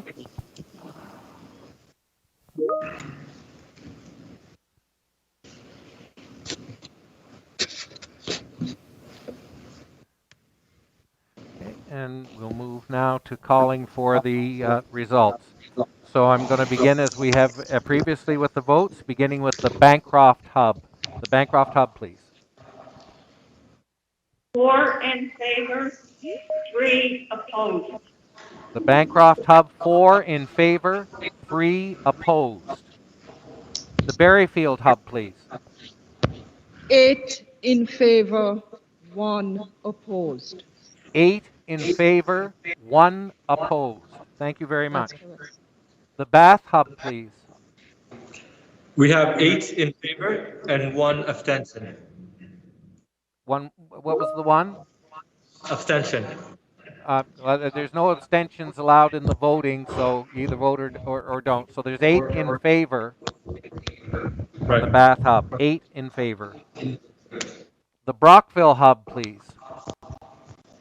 Yes, we have 3 in favor and 2 opposed. 3 in favor, 2 opposed. The Cataraqui Hub. Cataraqui reports 8 in favor, 2 opposed. 8 in favor, 2 opposed. The Gananoque Hub, please. Gananoque, 5 in favor, 1 opposed. 5 in favor, 1 opposed. The Kempville Hub, please.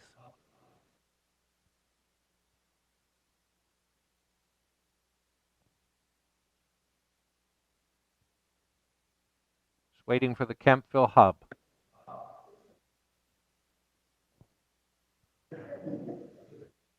Okay, Kempville, I will return to you in a moment, but I'm going to move on to the Picton Hub, please. Picton, 14 in favor, none opposed. 14 in favor, none opposed. The Trenton Hub, please. Trenton Hub, 13 in favor, 1 opposed. The Trenton Hub, 13 in favor, 1 opposed. 13 in favor, 1 opposed. I'm going to go back up to the Kempville Hub, please. 5 in favor, 1 opposed. 5 in favor, 1 opposed. Thank you very much, and I'll turn it all over to the scrutineers now.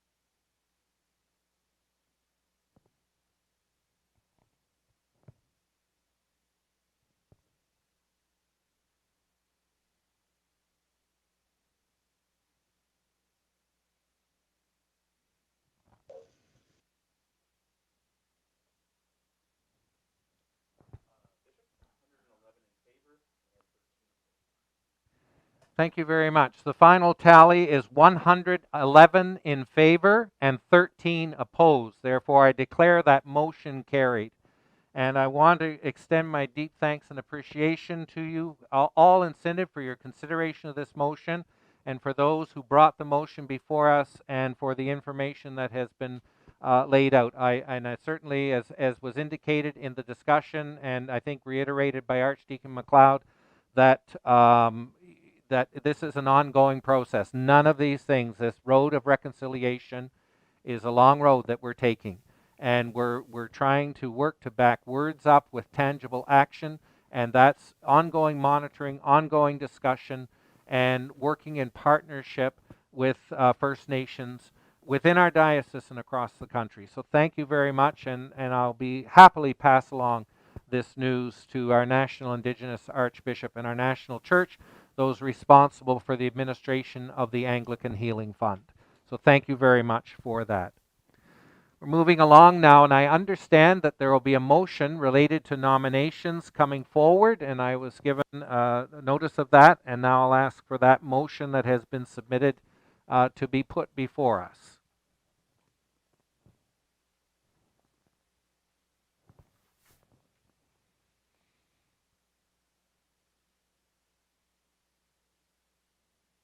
Yep, we're just in the process of sharing a screen here. Here we go. The motion has been moved by Archdeacon Nancy MacLeod and seconded by the Reverend Trish Miller. Be it resolved that this synod requests that the bishop open the floor to permit further nominations for members of General Synod. And we've had good discussion on why we've arrived at this point, so I won't go over that old ground again unless anyone has any questions about that, but you certainly can raise those on the motion.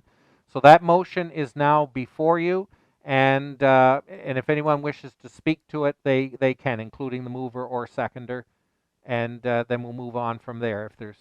If there are no submissions, we'll move to vote.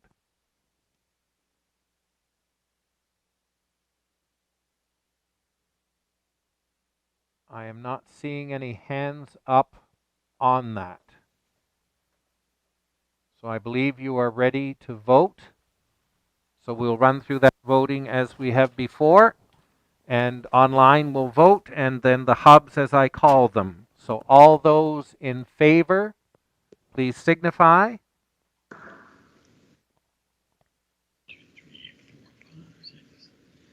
8. So 9. All those opposed. Somehow I missed that. Was there someone I missed? Everyone was in favor, or was there anyone abstaining? Can't abstain. Okay, I will call an end to the vote and move on to the roll call. Bancroft Hub. 7 in favor. Thank you. Berryfield Hub. 9 in favor. Thank you. The Bath Hub. 9 in favor. Thank you. The Brockville Hub. We have 4 in favor, 1 opposed. 4 in favor, 1 opposed. Thank you. The Cataraqui Hub. Cataraqui, 10 in favor. 10 in favor. Thank you very much. The Gananoque Hub. Gananoque Club, 5 in favor. 5 in favor. Thank you. The Kempville Hub.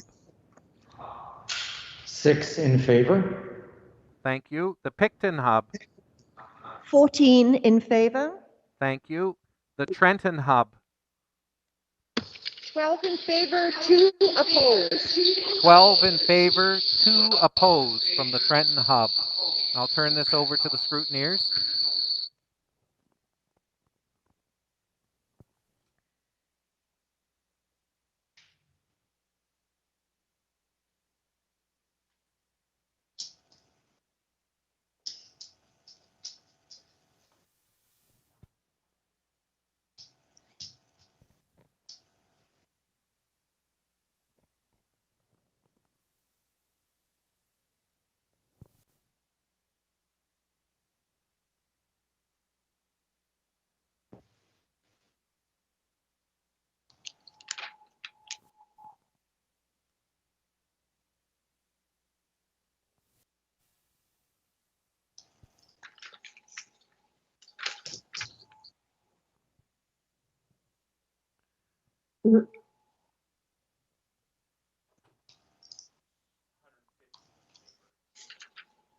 The tally is 115 in favor and opposed. 115 in favor and 6 opposed. Therefore, I declare that motion carried. And as directed by the Synod, I am now opening the floor for nominations for the clergy. We are entitled 2 clergy delegates to General Synod. We have received 2 nominations that are in your convening circular, and also for the laity, and we have 1 nomination that received for that. And that's also in your circular, and as you know, the second nomination was not included due to constitutional barring of it. So I'd open the floor to nominations. I have received some emails, some names of individuals that are willing to stand for election. And the process is that those individuals whose names I've received, I would ask you can either self-nominate or somebody can nominate you. So if you could put your name forward now officially and put it on the floor, and then we'll record those names and move forward to balloting. So I'm going to start with the laity. And are there any further nominations? Bishop, it's Nancy McLeod, Leeds Anglican Ministries. I nominate Philip Burry as a lay member from the All Saints Parish, South Grenville. Thank you very much. Philip Burry of All Saints, South Grenville has been nominated. Are there any further nominations? I see the Berryfield Synod Hub. Sandra Hansel Drover, St. Mark's, Berryfield. I nominate Don Tate of St. James Anglican Church as a lay representative to General Synod. Thank you very much. Of St. James Parish has been nominated in the laity. Are there any further nominations? I see the Trenton Hub. I wish to nominate Lynn Mitchell as delegate for General Synod. Thank you very much. We're just the laity right now. The laity. I'm going to call for clergy nominations as soon as we have the nominations for lay delegates. So we'll start with the lay delegates, and we'll just carry on if we have any further nominations for lay delegates to General Synod. General Synod is meeting in Calgary next year.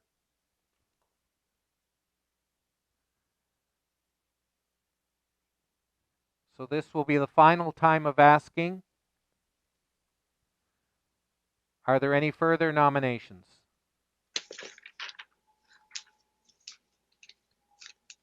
Hearing none, I declare that nominations cease, and those names will be added in with Avely Kyle, who was previously nominated prior to the deadline.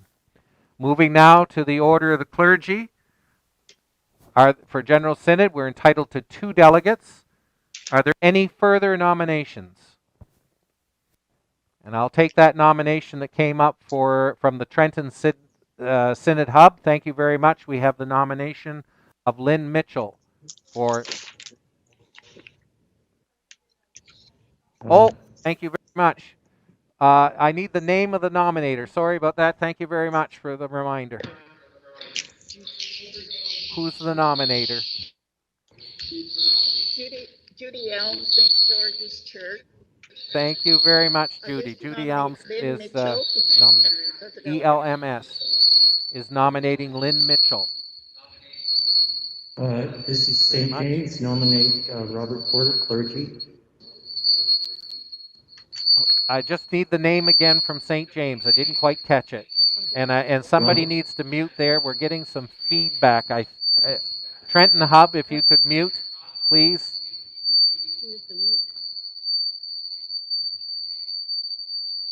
We're getting feedback. Okay, thank you. I want to go back to St. James. Who is the nominator? Clergy, Robert Porter. Okay, and who's making the nomination? David Brent. David, thank you. Robert Porter's name has been placed in nomination. St. James Kentville. Are there any further nominations? I see the Trenton Hub again. Moved by Margaret Workholden, Christchurch. Seconded by Beverly Townsend, Christchurch. Leslie. That Father Jeff O'Hare be nominated for the Jeff clergy O'Hare. position. Okay. Thank you very much.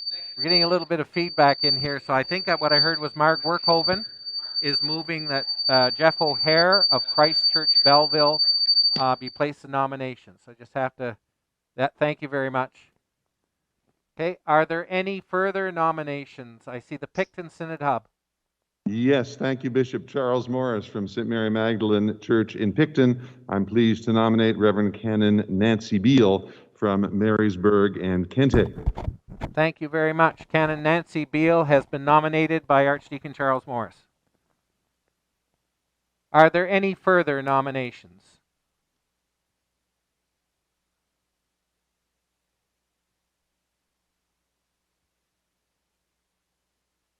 Are there any further nominations? Not hearing any further nominations, I declare that nominations cease. So now we will move to the balloting. And each one of you've received this. I'm not going to hold it up. Maybe you can. I don't know if you can see it, but anyway, there's a ballot paper that went out, and the hubs will have the actual ballot papers themselves. And the balloting, you have to write in the names. So we're going to put the names up for you. I think is what. Yep. Okay. All right. So we'll start with the laity. Okay, so we're going to start with the lay delegates. Again, we need 2 lay delegates, and we need to have the names up for those, please. Launch it online, and if we can, yep. And for the hubs, they have to be written in. So there are 3 names on the poll. There they are. There's Avely Kyle of St. George's Cathedral, Philip Burry of the Parish of All Saints, and Don Tate of the Parish of St. James. So 3 names before you. I'm seeing a note in there. Somebody says I don't have that paper, so I don't know what that means.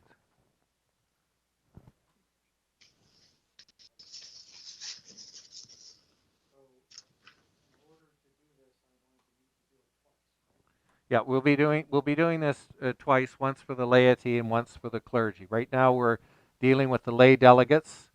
The poll before you has 3 names: Avely Kyle, Philip Burry, and Don Tate.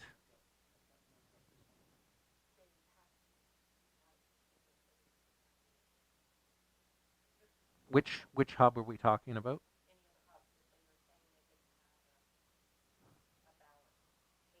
Okay. Okay. Just for those who are in the hubs, the ballot papers were emailed to the hub hosts last night.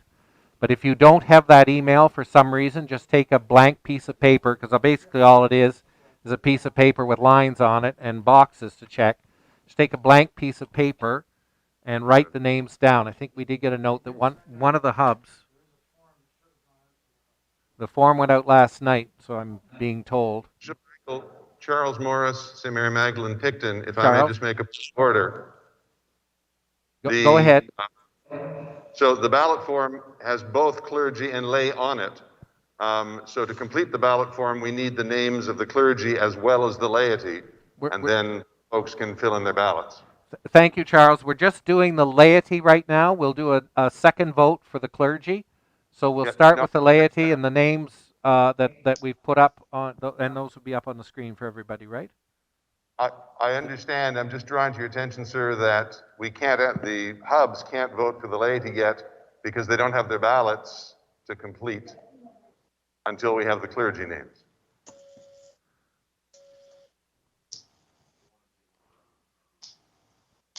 Write everything down. Bishop Andy Chisholm, St. James, Kingston, there seems to be considerable confusion with the voting online by the people that are home. They can only vote for one, and then then it actually closed partway through. So do we have to re-vote? It's quite confusing. It was, yes, and I do apologize for the confusion, Canon. It is now back up for you, and you can vote for 2 candidates for the laity. Okay, so that ballot is back up for you. We'll just hold voting open so that everyone is confident that they've been able to register their vote for the candidate of their choice. And Avely Kyle, you need the KYLE on the end of that, I think. Oh, geez. Well, I'm too late. I can't. If I close it. Okay, yeah, we won't close. Avely Kyle, KYLE is the name that's on there. Philip Burry, Avely Kyle, Don Tate. That ballot's up for you. We're going to make sure that. Bishop Andy Chisholm, St. James, I don't see the second ballot. It is up. It is up. People are voting on it. We'll take the time we need to take to get this Perhaps it's just maybe for people that didn't vote in the first one. No, this is a separate question. The other one was completely closed. Bishop Michael? Yes. Who have I got? Sorry to interrupt, Nancy McLeod speaking. I have Reverend Trish Miller on the phone just seeking clarification, and apparently her microphone doesn't work. That Avely Kyle was not listed in the circular as the member. I'm presuming that she is a substitute member, but just raising that issue. She was listed in the circular. Is the question, is Avely Kyle a delegate from St. George's Cathedral or an alternate? Is that the question that's being asked? Yeah. She's a bishop's appointee. She's a bishop's appointee. She's a delegate by virtue of being a bishop's appointee. Does that answer the question? I guess the question is whether that meets the constitutional requirement of parish representation in that case as well. I'll confer with the chancellor. Okay, I've shared that. Bishop, and Just one moment, please, Canon, till I finish consulting with the chancellor, and I'll be right back to you, I promise.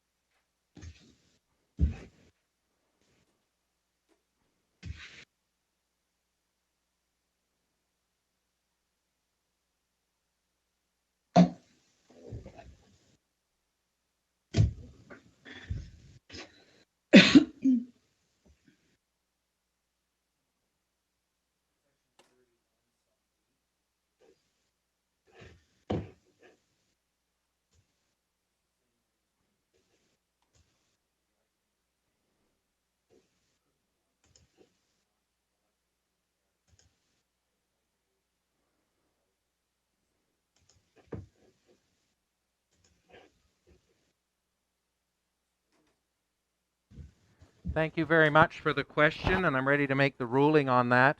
I'm referring to the Constitution, Section 31, Sub B.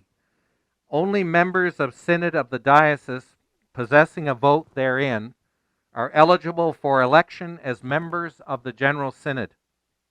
The candidate shall be a cleric licensed to and residing in a parish in the diocese, and a lay member representing and residing in a parish in the diocese who receive a greater number of votes than any other cleric or lay person, respectively. So the members there, that they have to be representing and residing in a parish. There's two very distinct terms there. So that means you need to be elected from a parish. And if you recall, Alec Pearson's name was included in the convening circular, and the same point came up that he was not elected. He's a member of Synod, but he was not elected from a parish, and the Constitution says that. So the point of order being raised right now is that Aveley Kyle is ineligible to stand for election because she is a bishop's appointee and not an elected member from the Synod. I've consulted with the Chancellor, and the same rule applies. And I'm going to allow that point of order to stand because Reverend Miller was unable to get into the debate or into the discussion around this because of a problem with her microphone. So she's brought that issue. We've ruled on it. And so from my perspective, unfortunately, Aveley Kyle's name will have to be removed from the ballot. So that leaves us Philip Burry and Don Tate. We're entitled to 2 representatives to General Synod, and therefore those are the 2 names that will go forward, having received no further nominations during the nomination time. So we will move now. I did turn on my microphone, did I? So I did all of that. Put the microphone on. Thank you. Yeah, good. And okay, so I'll move now. And Canon Andrew Chisholm, you had a point of order. It's moot now because it was just that the second poll never showed up in the chat. And there's lots of comments about that, but because we don't have to vote on it anymore, it doesn't matter anymore. I froze it once that started. Thank you. The poll was frozen. The votes were coming in, but the poll was frozen when we had the point of order, the original point of order raised. So that's that. We're moving on now to the polling for the clergy. So you take your ballot and write in the names of the clergy who have been nominated. And I'll have those names posted for you. And as soon as they're up, and then the poll will be made live, and then we will proceed to the vote. what I'm going to have to do, just to avoid any more confusion, is they get 2 votes, but I'm going to run the poll twice. So they vote once, and we'll tally it. This is for the online only. Right. And we'll tally it, and then I'll post it again, and we'll get their second vote. Okay. Right? Because I'm doing it multiple choice causes another issue, which we need to be more concerned about. Okay, so just to reiterate what's going to happen with the voting, the names will go up. You'll vote for one name, and then that will come in, and then the poll will be placed up again, and you can vote for your second name, and then that vote will come in. And then the scrutineers will do their work tallying that all up. Does anybody have any questions or points of clarification they want to make about that process? The poll will go up with the clergy names. You vote for one name. That then the poll is closed. That poll comes in. Then you vote on a second poll for the second choice that you have. And then that poll comes in and to be tallied. I see Barryfield Synod Hub with a point of order. Sandra Hounsel Drover, St. Mark's Berryfield, point of order. So conceivably, those who are voting online could vote for the same person twice. Yeah. Conceivable. I guess. I don't think that that's constitutionally correct. Okay, just give us a minute, Sandra. Thank you for raising that point of order. You're welcome.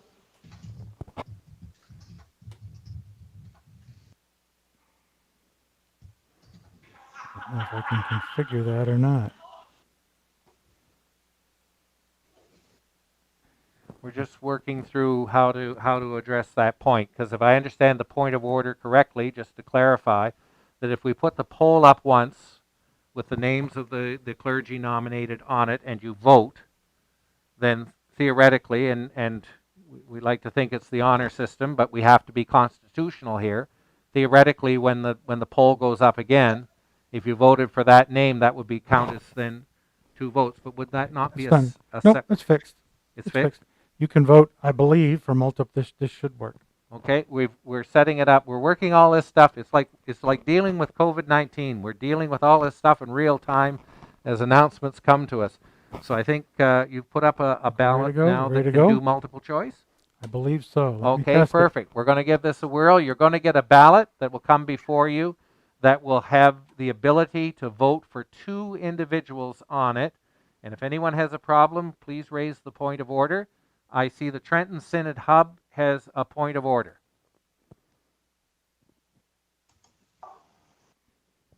Or maybe not.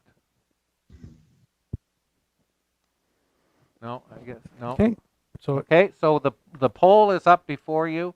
The names that you have, and for the Synod Hubs, please write those names in on your ballot for the clergy delegates.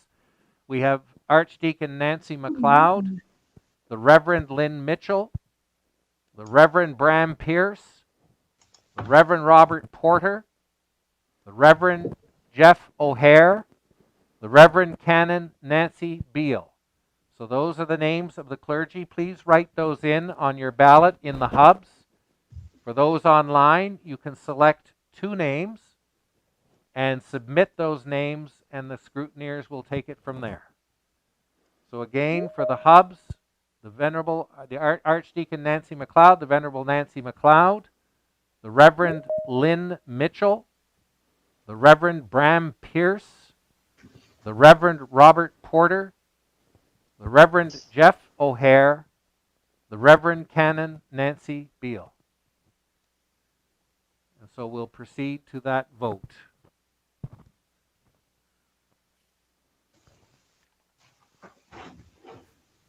We'll leave the poll open for a bit so everyone has a chance to vote.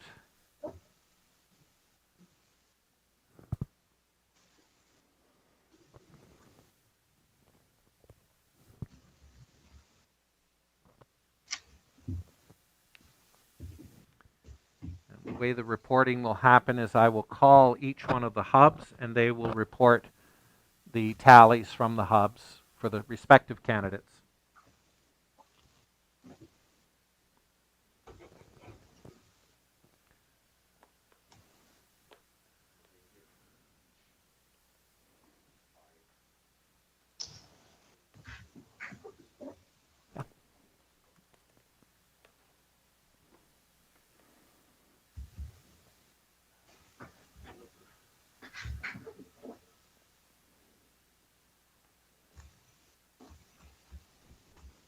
Okay. Okay, I believe everybody has been able to vote in the hubs.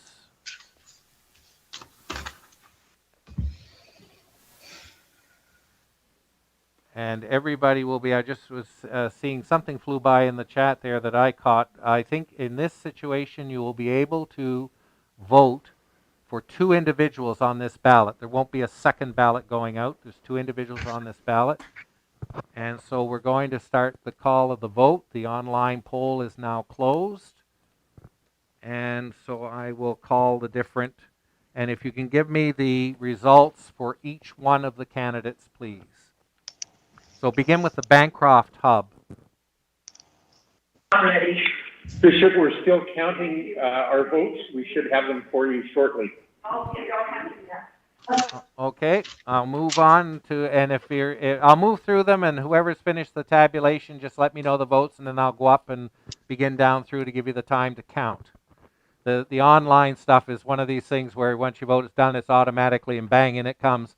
And but the other one, manual, it has to be counted and tabulated. So I'm going to move to the Berryfield hub. Have you concluded your tabulation? No, Berryfield hub is still counting. Okay, we'll give it another few minutes while you do your counts. Get up there, Noel. How about me?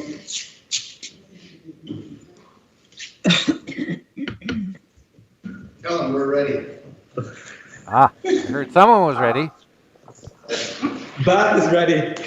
Okay, I'm gonna start with Bath, and the Bath hub. All right. You have your vote, so we want to. Yes. The voting is closed all over the place, so this is just tabulation. So nobody's going to be hearing votes from other places before they've concluded voting. So it's not one of these federal election deals. So it's going to be the voting is closed. It's just the tabulation. So let's start with Bath. Can you read your tabulation for me, please? Yes, Bishop. Nancy McLeod, 2. Nancy McLeod, 2. Beale, 5. Nancy Beale, 5. Lynn Mitchell, 5. Lynn Mitchell, 5. Bram Pierce, 5.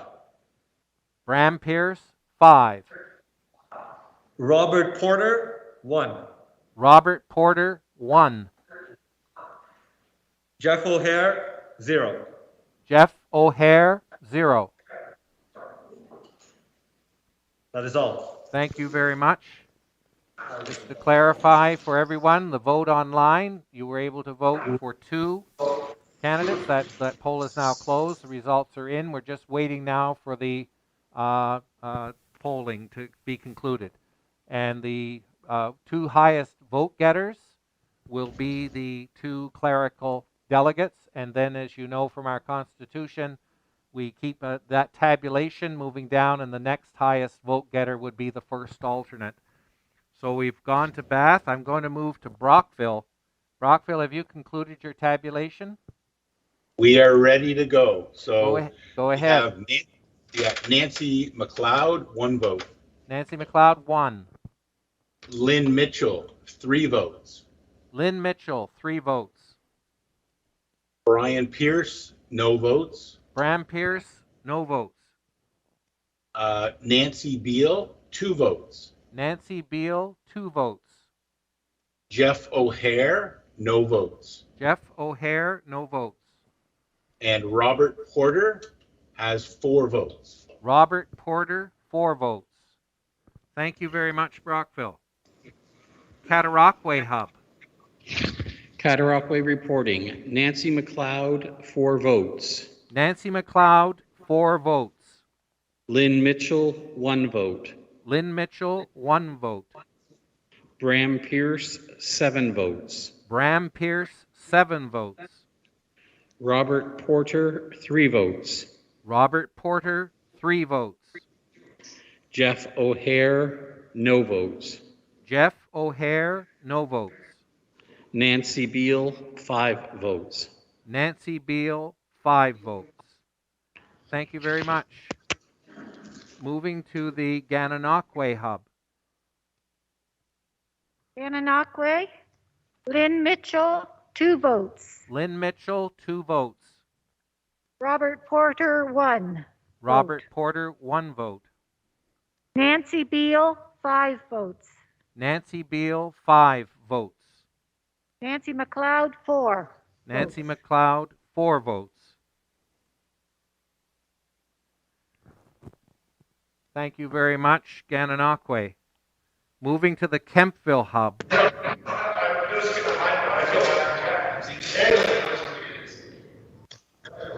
You have Kempville Hub.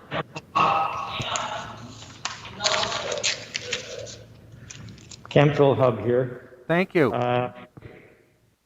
Philip. Oh, clergy, sorry. Don Tate. No, that's the laity. That's laity. Okay, that was in the wrong The one. ballot with Robert Porter, 4. Robert Porter, 4. Nancy Beal, 1. Nancy Beal, 1. Lynn,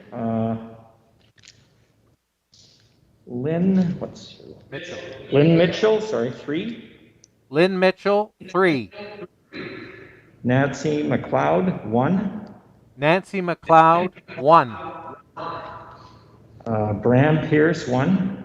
Bram Pierce, 1.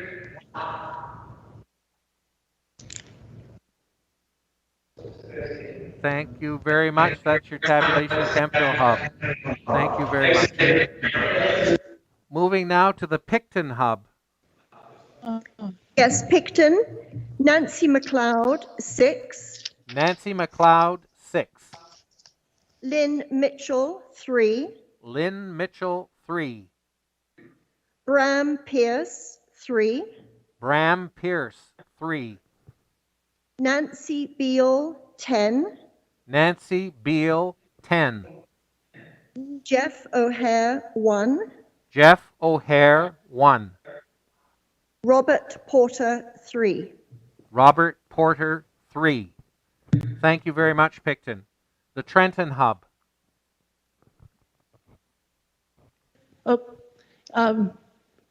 Point of order. Point of order from, where am I hearing that from? St. Mark's Berryfield. St. Mark's Berryfield, point of order. Sandra Hounsel Drover, St. Mark's Berryfield. We're concerned at this hub around the possibility of spoiled ballots. It was unclear whether or not all the names should be listed on each ballot or just the names you were voting for. That wasn't clear to us, and so we're not sure if those ballots that only have 2 names written in are valid ballots, or if it's the ballots that have all the names written in and then check marks included by the chosen names, if those are the valid ballots. So just a point of order and point of clarification, please. Okay, thank you very much, Sandra. I'm sorry, I apologize. I thought I mentioned that I asked for all of the names to be written on the ballots and then and then checked. I thought I did that, but obviously your hub didn't get that information. I don't know if others were in the same boat with that, but I thought I did that. I'm going to consult with the Chancellor because polling is now closed as to what constitutes a valid ballot for counting. I think originally the idea was that for the scrutiny or counting, the ballot would be valid if all the names were on it and then 2 of those names were selected. So, but given that there was confusion in your hub, I don't know if anybody else in the other hubs, because this is only a hub matter now because the online was a different ball of wax.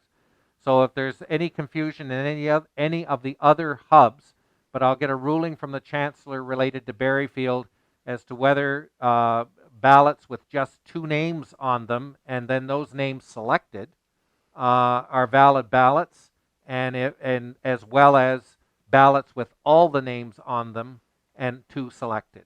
So I'll seek that ruling now. If I've clarified your point of order, Sandra, if I've got that correctly, just want to make sure I've got it right. Yes, Bishop, that is correct. Thank you. I'll consult right now. Okay, am I back on? Okay. ready to make a ruling on that point of order, and thanks for raising that to us. We're consulting with Constitution Section 31 on page 18 on the election of members to General Synod.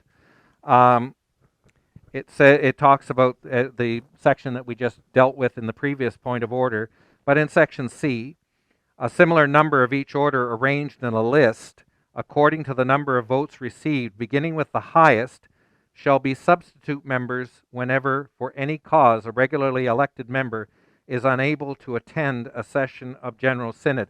So that's the only thing in that section that refers to the construct of the ballot, whether or not there has to be all the names on the ballot or just a ballot where only 2 names have been placed. The listing relates to the election of the 2 delegates to go, and then we arrange, based on the number of votes received for each other candidate, who will then be, if one of the 2 elected delegates can't go, who will be the first alternate, second alternate, and then so on down the list. So my ruling would be that in your tabulation, and I've concurred with the Chancellor and conferred with the Chancellor, he concurs in the ruling, that for your hub, as you're counting the votes, you can count both the ballot that only has 2 names on it as a valid ballot, and a ballot that has all the names listed but 2 checked off as a valid ballot, because the Constitution requirement about listing only relates to the final tabulation of all the votes received. Does that answer your point of order, Sandra? It does. It was unclear of the instructions that were sent to the host and the scrutineer last evening and over what was happening on the floor of Synod today. So thank you for the clarification. Thank you very much. So I'll just wait to give you the opportunity to tabulate those votes. And I think I need to hear from the, just want to make sure if I've heard from the Bancroft Hub. Just one moment. I want to get to, oh, there's feedback there. Trenton, I'm going to Bancroft first, and then I'll come to Trenton. I just want to pop up to Bancroft. Bancroft Hub. Okay. Nancy Beal, 3. Nancy Beal, 3 votes. This is Bancroft Hub. Lynn Mitchell, 3. Lynn Mitchell, 3 votes. Robert Porter, 5. Robert Porter, 5 votes. Bram Pierce, 2. Bram Pierce, 2 votes. Nancy McLeod, 0. Nancy McLeod, 0. Jeff O'Hare, 1. Jeff O'Hare, 1. Thank you very much, Bancroft Hub. And I'm going to go to the Trenton Hub now, please.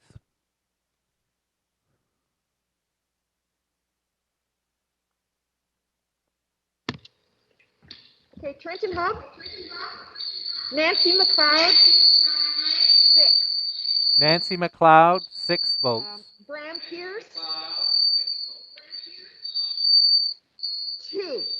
Bram Pierce, 2 votes.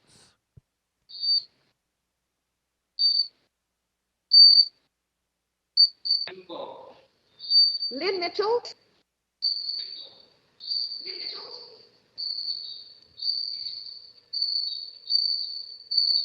6. Lynn Mitchell, 6 votes. Robert Porter, 1. Robert Porter, 1 vote. Jeff O'Hare, 7. Jeff O'Hare, 7 votes. Nancy Beal, 6. Nancy Beal, 6 votes. Thank you very much, Trenton Hub. Get you to turn your microphone off so that feedback, okay, is rolling through.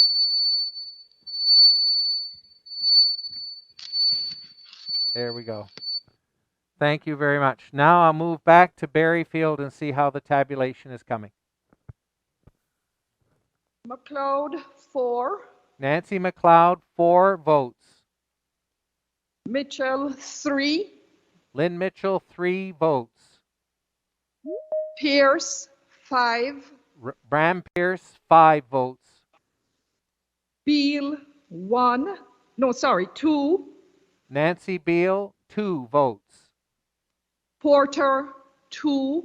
Robert Porter, 2 votes. O'Hare, 0. Jeff O'Hare, 0. Thank you very much, Berryfield Hub. So that all of the tabulations are in from the hubs. It's now with the scrutineers. So we'll leave it with them, and I'll just await the result of the General Synod balloting. Well, what we might do, they've got a bit of work to do. So I think we can move on to the business portion because it's just getting the result back. So let's continue with the business of Synod. And the next item after this, and again, thank you very much for your diligence and attention to this. Again, working with our new canons and constitution and working through that election procedure. And again, your care and diligence. And thank you to all those who are willing to put their names forward to represent our diocese at General Synod.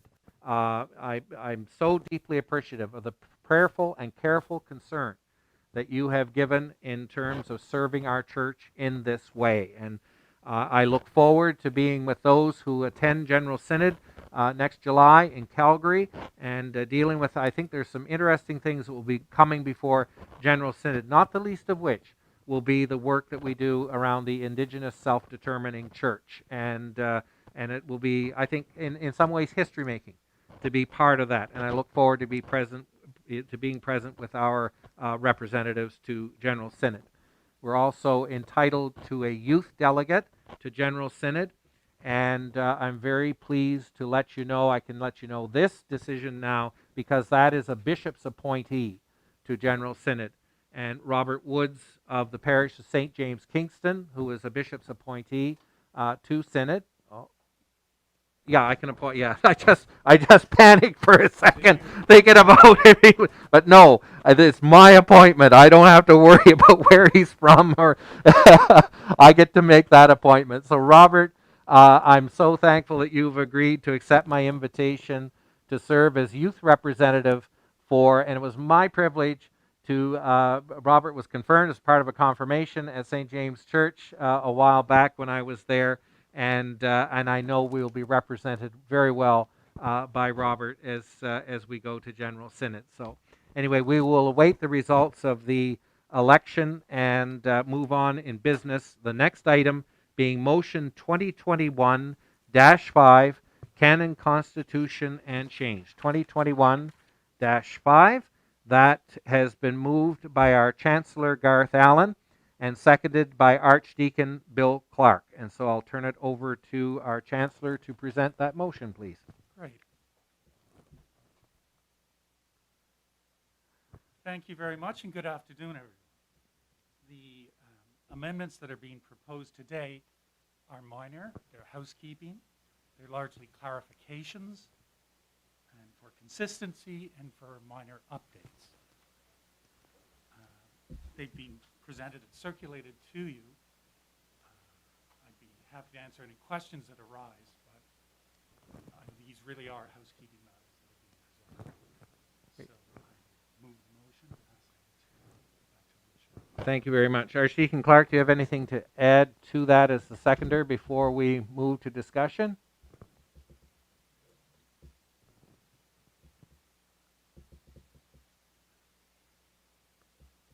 I think it might be muted, Archdeacon. I think the mute's on.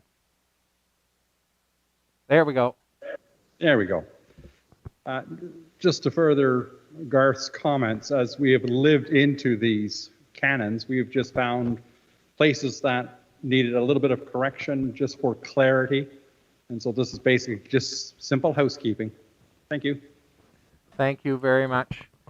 So the floor is open. The motion is before you. You have those changes that are in the convening circular, and I'll open up the floor if there's any questions, comments, or discussion on debate.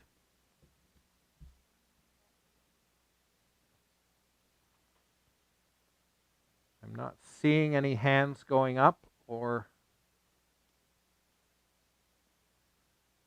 Okay. believe we're ready to move to a vote on that. Just want to give it another moment in case anybody... What's that? Oh, we'll just get the scrutineer back in place here. Okay, so I believe we're ready to call a question and move to the vote on this. So you have Resolution 2021-5 before you. Be it resolved that this Synod accepts and approves the revisions to the canons and constitution as distributed in the Synod circular. So all those in favor in the hubs, and the voting app will be... Oh, just one second. I'm getting ahead of the technology. That's rare. Yeah, there we go. Okay. There it is. The poll is up for those online. And for the hubs, I will make the call. All those in favor, please signify.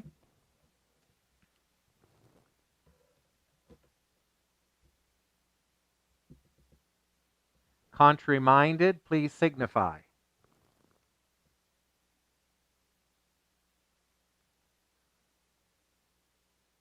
Thank you very much, and we'll go to the roll call of votes now. So I'll begin with the Bancroft Hub. I'm not voting.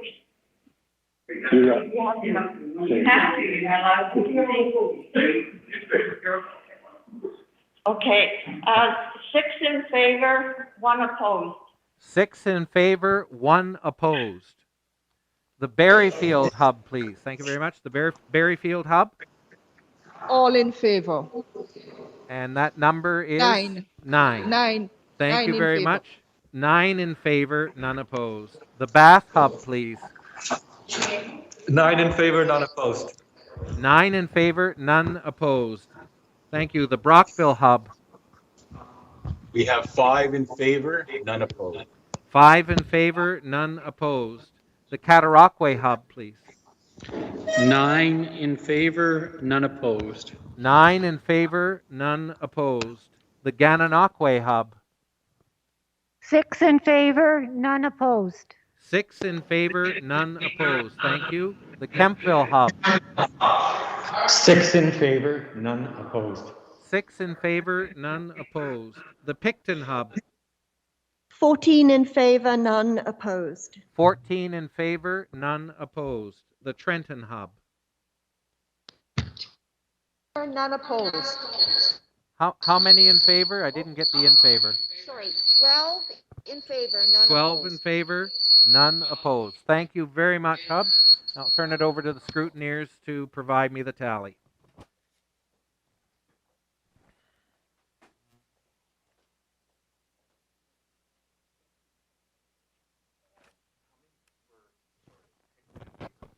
Picton in favor was, I believe, 12.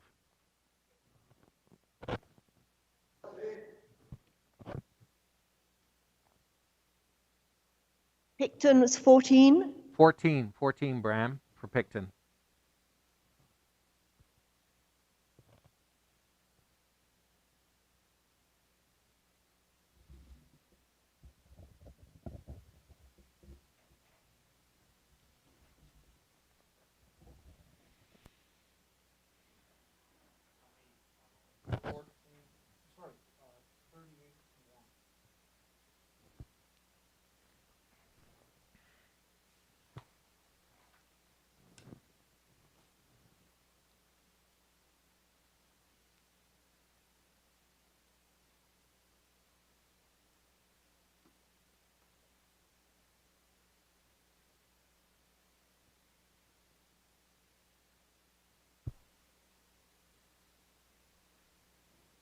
Okay, just waiting for the final tabulation.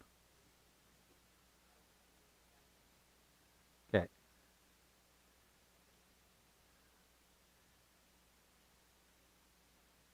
The scrutineers are just doing the final tally.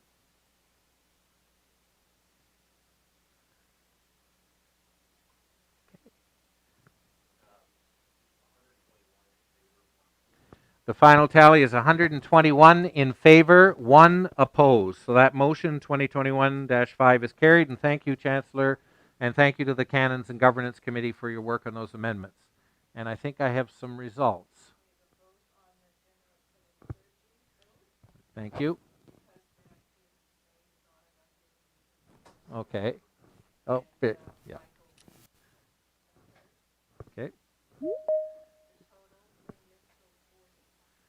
So I'm giving the totals out now for the votes for General Synod delegates. The totals are Lynn Mitchell, 40.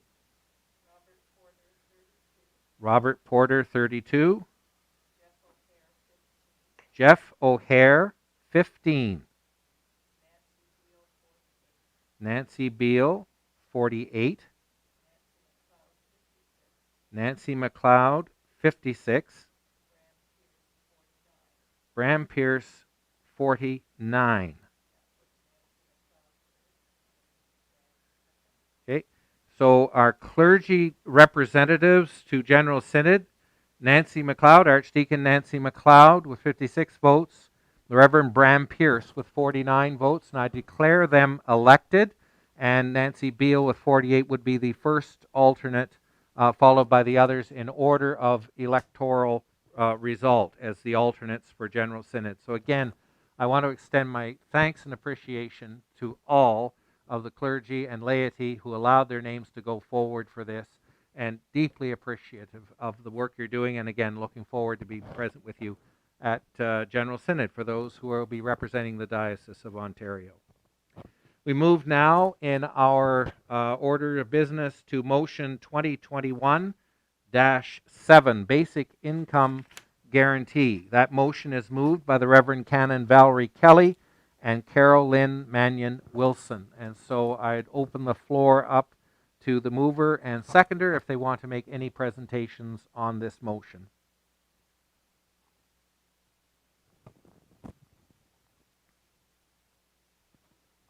Right there at the microphone.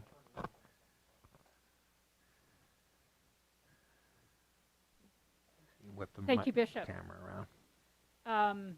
As you are aware, we are working our way through a pandemic, and from what I've heard is that our food banks in Ontario have had an increased need by double from January, and our ongoing commitment as a church is to be the living gospel. And so we also are following through on the need for a basic income guarantee, recognizing that the food bank has also expected and predicts that in 2 years' time, the need will be even greater than what it is as the supports from the government continue to be dropped, and the housing situation continues to be great. So I move this and want to thank you for your consideration in supporting it. Thank you very much, Canon. And Carolyn Mannion Wilson, do you have anything to add as the seconder of that motion?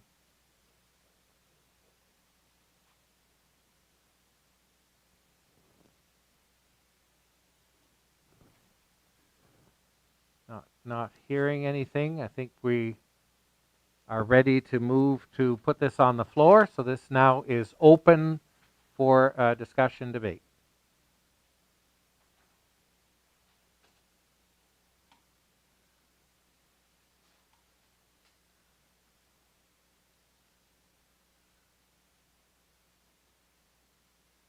Okay, I'm not seeing any hands up and not seeing anybody come. I think we're ready to move to the vote. I don't want to cut anyone off who wants to speak. Okay, I believe I see there's no one coming forward. I think we're ready to go to the question. Okay.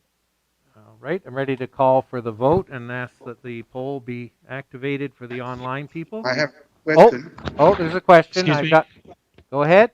I have a question. Neil Hobbs from Sydenham. Neil Hobbs. Who would be writing the letters that are mentioned in the motion? The letters will be written by Canon Kelly, but certainly in consultation with me as Bishop.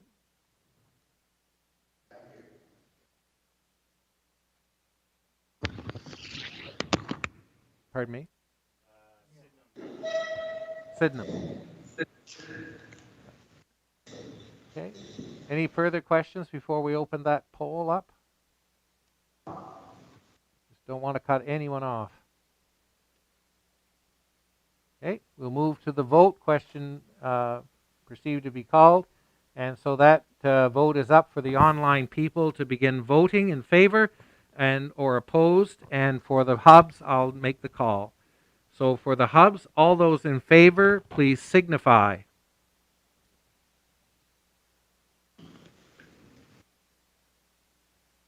Contrary minded, please signify.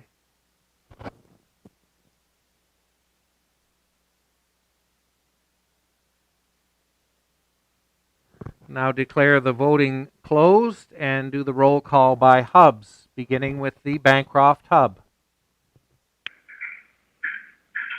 4 in favor, 3 opposed. 4 in favor, 3 opposed. The Berryfield hub. 9 in favor, none opposed. 9 in favor, none opposed. The Bath hub. 9 in favor, none opposed. 9 in favor, none opposed. The Brockville hub. We have 4 in favor, 1 opposed. 4 in favor, 1 opposed. The Cataraqui hub.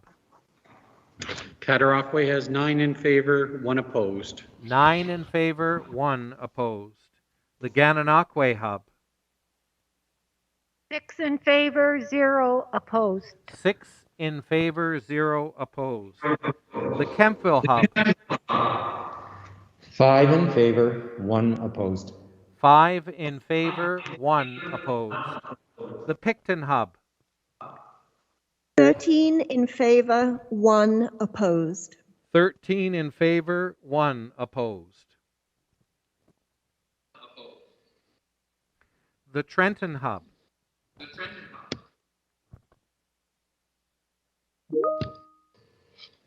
12 in favor, none opposed. 12 in favor, none opposed. 12 in favor, none. Thank you very much, hubs. I'll turn it over to the scrutineers to get the result.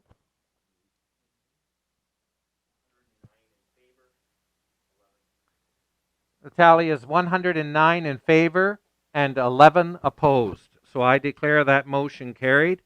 Thank you very much for your discussion on that and for the and looking forward to the work going forward on that direction. So now we move to motion 2021-9, a motion on the climate change emergency. This is moved by the Reverend Dr. Ian Ritchie and Sylvia Dopking. You have that in your circular, and I open it up to the mover and seconder for their presentations, please. Okay.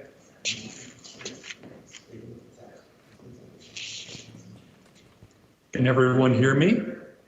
Yes, we can. Thank you. Okay, very good. Thank you very much. It's a privilege for me to come before you to present this motion to Synod. I'm Ian Ritchie, representing the Parish of Trinity, Christ Church, Tamworth, and St. Luke's Camden East. This year, the warnings from the Intergovernmental Panel on Climate Change, along with many other studies from all other bodies, are more dire than ever before. Global climate change is now happening faster than was predicted as recently as 10 years ago. And despite the desperate arguments of a few last denialists, there is now no excuse for anyone to believe humans have no responsibility for this.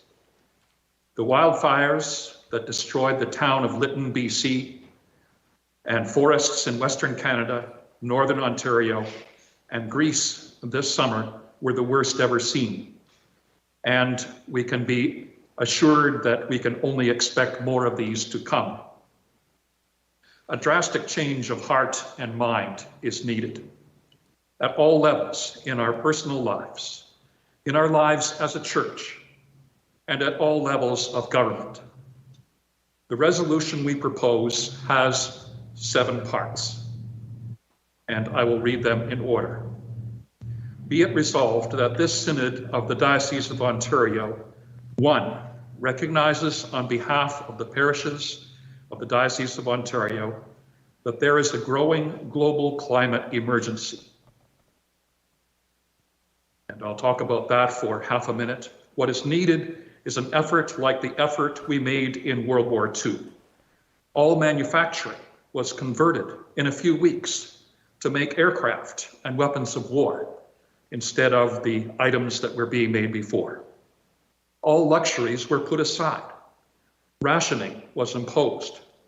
And political posturing was pretty much reduced to nothing because there was a common enemy that we could all agree was absolutely real and present and deadly. To call this anything less than an emergency would imply that we can just take our time and punt it down the road for our children's generation to live with. But all the evidence now points to the fact that if we do that, it will be too late for our children to fix it. Do we want to do that to our children? Then point 2 encourages the diocese and its parishes to continue making the baptismal covenant and the 5th mark of mission a priority in our stewardship. The Global Anglican Communion has come to recognize this biblical mandate by adopting the 5th mark of mission. And at General Synod 2013, the 5th mark of mission was officially added to the baptismal promises made by everyone who is baptized in our church today, as well as the congregations who support them by recommitting each time there is a baptism. At every baptism, we are asked, will you strive to safeguard the integrity of creation and sustain and renew the life of the earth? And the baptized is to answer, I will, with God's help. And those in the congregation are asked to join with those who are committing themselves to Christ and renew our own baptismal covenant. We must make this commitment if we are to be taken seriously by the next generation. And then point 3 urges every Anglican in the diocese to reduce their personal carbon footprint. This is a great idea, but how do we do it? The Green Group section of the Synod online portal provides a carbon calculator, which, you may have tried it yesterday afternoon, you'll have to type in the actual URL if you want to get to that carbon calculator. But if you use it, you can see that you can get an idea of how your personal carbon footprint stacks up. I did mine 4 times, actually, and I found that reducing my intake of meat helped a lot to get my score down to the place where it only takes 1 earth to sustain my level of consumption. But at the same time, effort on all fronts are needed. I could not get my score down to just 1 earth unless I either owned no car at all or else had an electric vehicle which I drove less than 150 kilometers per week. This calculator confirmed the findings of Diane Sachs, former Environment Commissioner for the province of Ontario, whose 2018 study discovered that the transportation sector is, in Ontario, the single largest contributor of greenhouse gases. That means that we have no hope of reducing our emissions to net zero unless we clean up our cars and trucks. And I refer you to the special videos we've made solely about EVs on the Second Synod Expo booth, and much more of which is viewable on the Diocesan Green Group YouTube channel. I refer you to the Diocese of Ontario Green Group YouTube channel for more on electric cars. The good news is that electric cars, after a long period of immaturity, have now come of age and are very much competitive with gas cars in almost every way. For years, most electric cars have been more expensive than a gas-powered equivalent model, cash up front, but have paid for themselves in saved gas and oil within 3 to 5 years of ownership. And also in terms of the carbon footprint of manufacturing, pays in 2 years. In my own case, my lease price per month is very close to the same amount per month as the total cost of ownership of my old 2003 Toyota Echo. But it gets better. By the end of this year, you will see that even the cash upfront price of new electric vehicles are competitive against cars of the same category. And even in the world of pickup trucks, the Ford F-150 Lightning all-electric will be selling at the same price up front as its gasoline equivalent. Issues of range are not a problem anymore. I've been driving my Leaf out to Tamworth and back, 115 kilometers. It can do that twice over without needing to stop for a charge. I drove it to Thunder Bay and back this summer with no problem at all. I'm making a case for electric cars, and I'm making it sound easy to counter the notion that many people have that it is too hard. In earlier years, environmentalists often created the image that we would all have to move off the grid and live shivering in the dark. And I believe this is not at all the case. And it's a caricature that the fossil fuel lobby has promoted in order to delay the shift away from fossil fuels towards clean technology. Point number 4, develop and implement action plans, including reducing parish carbon emissions by 50% by 2030 over 2018 levels, and to report annually to Synod Council on progress being made.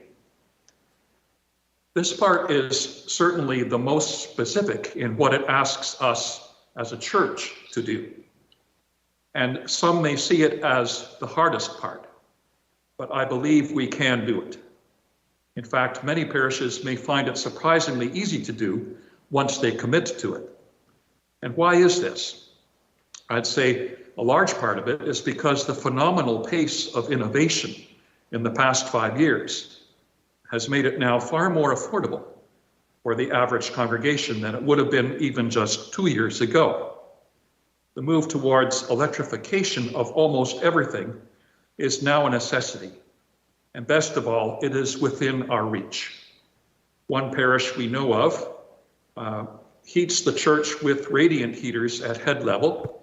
This moves all of their heating to electricity at a relatively low cost of installation, though ongoing electricity costs per month may be high. But they will not be as high as furnace oil, and even natural gas prices will be going up everywhere globally this winter, not even counting Canada's carbon tax, which will be increasing.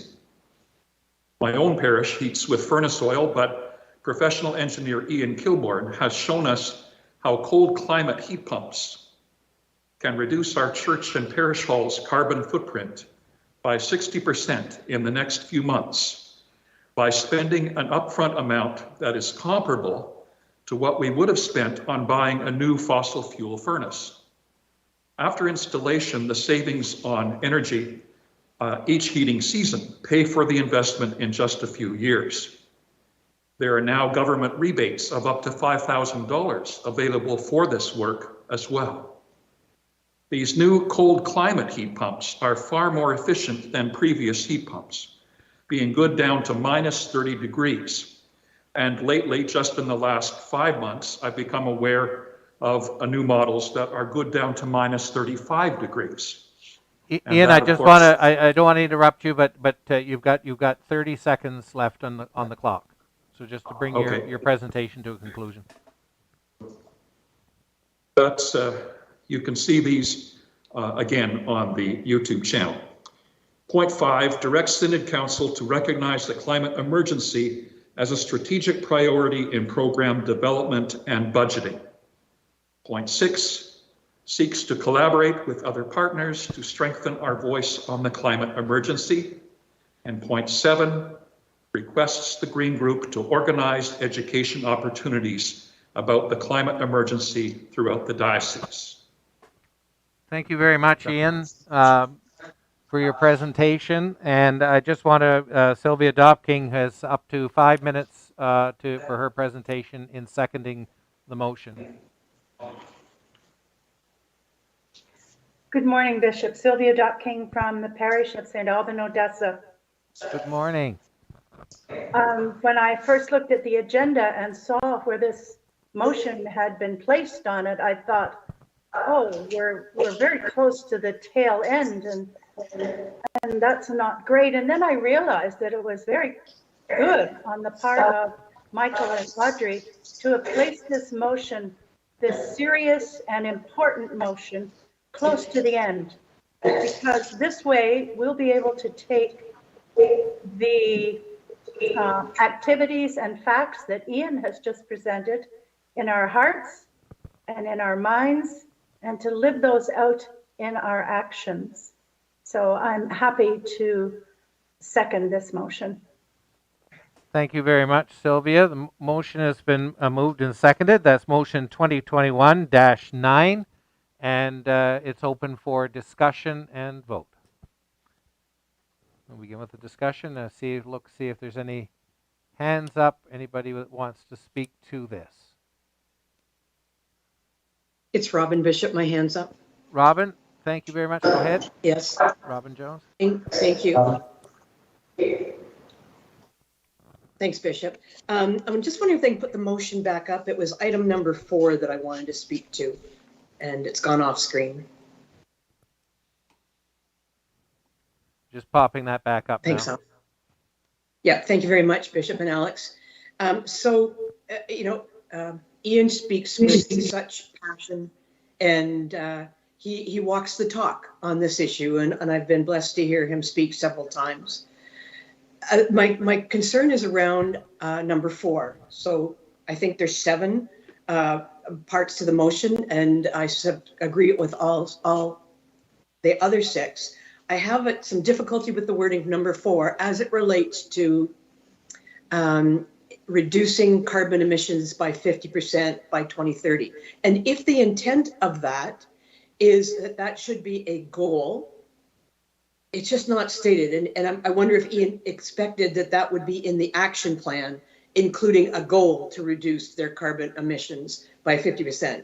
I'd be happy to support that, but I come from a small church, and to support this motion today, I'm not sure that my church could reduce it, but we could certainly make it a goal. So I don't know if that's a friendly amendment or Bishop, or it's just a clarification from Ian and what he intended us to do by 50% by 2030. Thank you. Thank you, Robin. What I'll do is, before we go to vote, I'll ask Ian to make that clarification. If I understand what you're asking, is this a goal or a firm target? I think did I catch that correctly? Yeah, that's correct. Yep, Thanks, Bishop. thank you. And I see Ian at the microphone. The aim was to make it as hard a target as possible.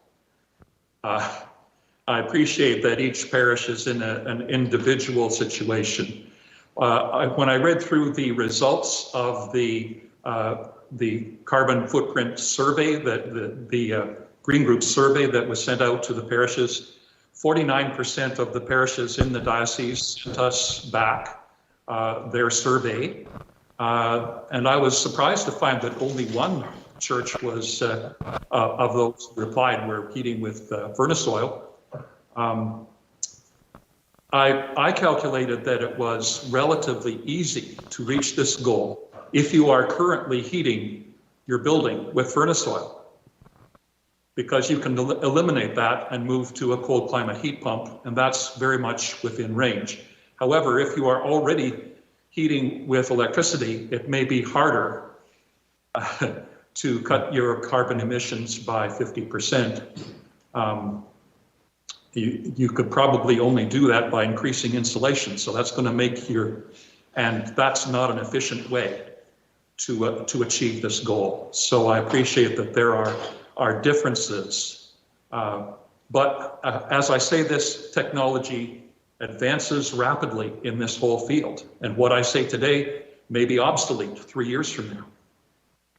Thank you very much. Oh, sorry, Ian. Thank you. I think I'm clear on Robin's question was: is this aspirational or a firm target, and goal setting and that sort of thing? I think what you're saying, Ian, if I understand your correctly, you said that as mover of the motion, you want to see this be a firm 2030 target.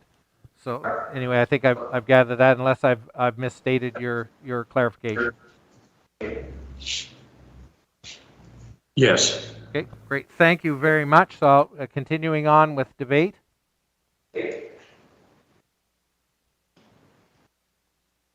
Any other? I don't see any other questions. Might raise. Go ahead. Go ahead. Okay. I might raise that in email conversations I'll have you close the debate. Synod just this week. Yeah, you know, I just wanted to, I'm not seeing any other hands, so you'll be closing the debate. I don't see any how to do it. I just wanted to make sure I don't want to cut anybody off that wants to contribute to this. Well, I see. Hang on 1 second, Ian. I have a hand up. I believe it's Maureen Butler, if I'm correct in that. That's right. I just you. wanted to know sorry, it's Maureen Butler for ACW Rep. St. Peter's. I'd just like to know how they propose to measure this 50%, because St. Peter's, for instance, has been doing a lot of changes over the last few years and improving the furnace and improving, windows and things like that, and light bulbs. And I just wondered, how do they plan to make a measurable, what kind of a system are they going to use to measure the reduction in the carbon footprint? I think that will be a question that will come up if that's sort of the implementation of the motion if you accept it, because then a lot of things are going to have to happen around just precisely the question you're raising. So what I would suggest is that the point you raised, Maureen, is a good one, and that needs to be taken under advisement if the Synod sees fit to pass this motion moving forward to answer those questions. And I can imagine there will be a lot more done with that. So carrying on with debate.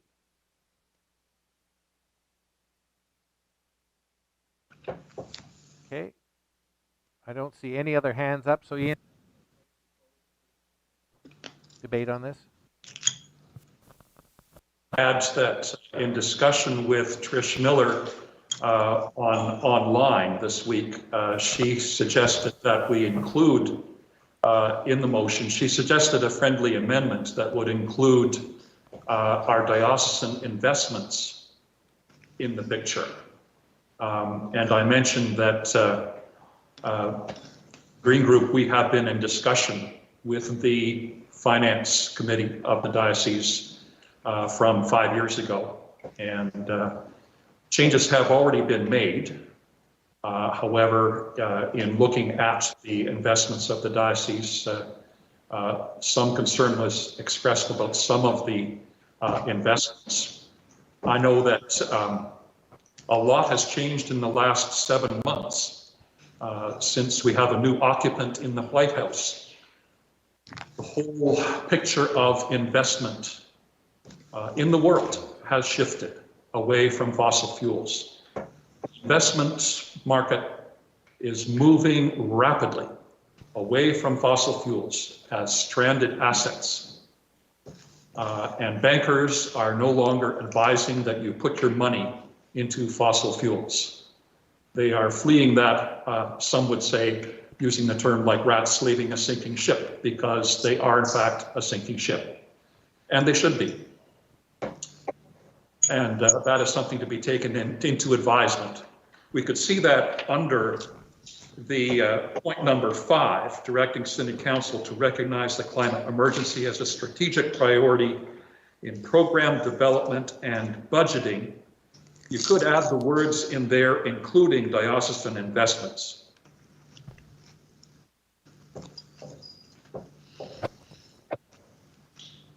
Okay. Thank you very much. That's your presentation and close the debate. So we're ready to move to the vote on the motion. So the motion is before you in the circular. And so we'll move through. The poll is prepared and ready to go. We'll open that poll for the online group. And we will move to the hubs. we've been doing throughout the morning. All those in favor, please signify.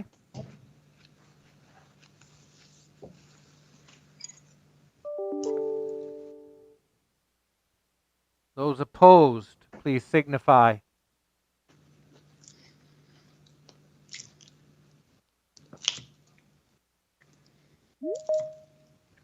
Thank you very much, and I'll declare the voting closed, and then I'll move through the various hubs alphabetically to get the results. So beginning with the Bancroft hub. Okay, 3 in favor, 3 opposed, and 1 occupied. Well, we're going to call that 3 in favor and 3 opposed. Thank you. The Berryfield hub. Favor. Berryfield, 1 in favor, 7 opposed. 1 in favor, 7 opposed. The Berryfield hub. Thank you very much. The Bath hub. 8 in favor. 8 in favor in the Bath hub. The Brockville hub. Yes, we have 2 in favor and 3 opposed. 2 in favor, 3 opposed. The Cataraqui hub. Cataraqui reporting 8 in favor, 2 opposed. 8 in favor, 2 opposed. The Gananoque hub. 5 in favor, 1 opposed. 5 in favor, 1 opposed. The Kempville hub. 5 in favor, 1 opposed. 5 in favor, 1 opposed. The Picton hub. Picton, 9 in favor, 4 opposed. Picton, 9 in favor, 4 opposed. The Trenton hub. 6 in favor, 4 opposed. 6 in favor, 4 opposed. Thank you very much, and I'll turn that over to the scrutineers for tabulation and result. While the scrutineers are doing that, and thank you, Synod, so much for your attention to this as we work through the challenges around the work going forward, but we're getting there. And the next item you'll see will be the ratification of Synod Council, followed by members' concerns. We've placed 10 minutes on the agenda for members' concerns, and it's an opportunity to speak to the Synod. You can also propose motions, again, following the procedure laid out in the canons for that. But also we want to let you know that we've been receiving a number of what could be classified as members' concerns all morning through the chat. And that's been a very valuable piece because all of those are recorded and we'll be able to take those concerns in. So if there's something that you have sent along to us in the chat, know that that will be taken into consideration along with anything that will come up during members' concerns time. Because I recognize our timing, we're quite a ways over right now, and we just have the last bits left to do of our business session this morning, the ratification of Synod Council. So I'm just waiting for the results of this motion to come back to me. That's how I propose to proceed with that part of it. The results are, 77? 77 in favor, 35 opposed. 77 in favor, 35 opposed. Declare that motion carried. So thank you very much for that work, the attention to that. I think it's been proposed that we might want to take a bit of a break if you want, unless I see, if you want to push through to the end, we can, or we can take a little bit of a break, maybe 5 to 7 minutes to be able to stretch and catch a breath, and we'll come back with the motion to ratify the Synod Council. You'll see that section in the nominations portion. We need the motion to ratify. As you know, the Synod Council members are elected at the pre-synod meetings, and that those elections and the results of those elections need to be ratified by our council. So we can do that, but we want to take maybe just 5 minutes or so to stretch, catch a breath, and then we'll head down the home stretch. We're nearly there, folks. Thank you very much.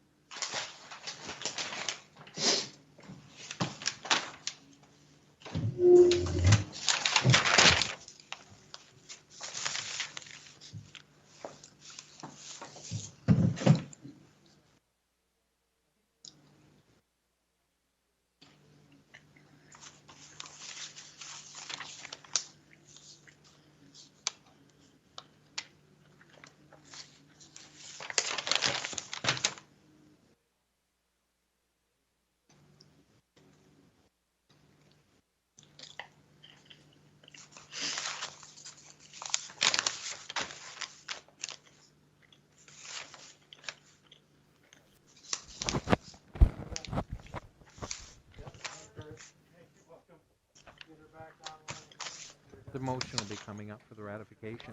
Oh, it's on there. Oh, there we go. Yeah, yeah.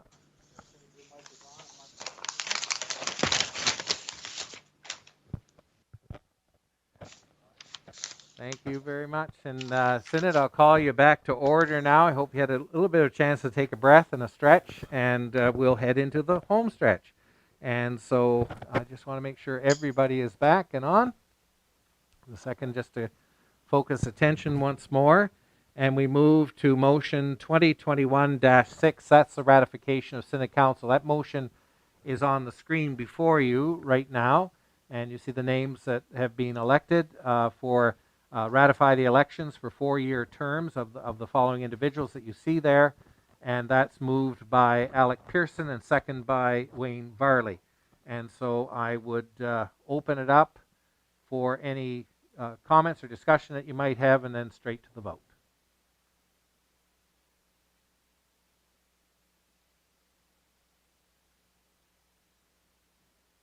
Okay. I'm not seeing any hands going up. I'm not seeing anybody waving frantically around that. So I think we will be good to go with the vote for the ratification. Okay. Okay. Poll is being prepared. Ratification of Synod Council. That is that motion, and 2021-6. And so I will. It's open for the online folk to vote now, and I will move through the hubs. So for the hubs, all those in favor, please signify.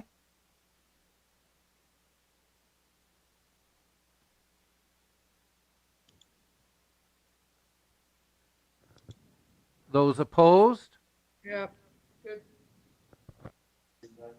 Thank you. And we will move through our roll call on this, beginning with the Bancroft Hub, please. 7 in favor. 7 in favor, thank you. The Berryfield Hub. 9 in favor. Thank you very much. The Bath Hub. That was 9 in favor. 9 in favor. 9 in favor in the Bath Hub. The Brockville Hub. Yeah, we're all in favor here. That's 5 in favor. 5 in favor, thank you. The Cataraqui Hub. 7 in favor. Thank you very much. 7 in favor. The Gananoque Hub. 6 in favor. 6 in favor in the Gananoque Hub. Thank you. The Kempville Hub. 5 in favor, 1 opposed. 5 in favor, 1 opposed. The Picton Hub. 14 in favor, none opposed. 14 in favor in the Picton Hub. The Trenton Hub. 9 in favor, none opposed. 9 in favor. Thank you very much. And we'll just wait for the scrutineers to give me that tabulation.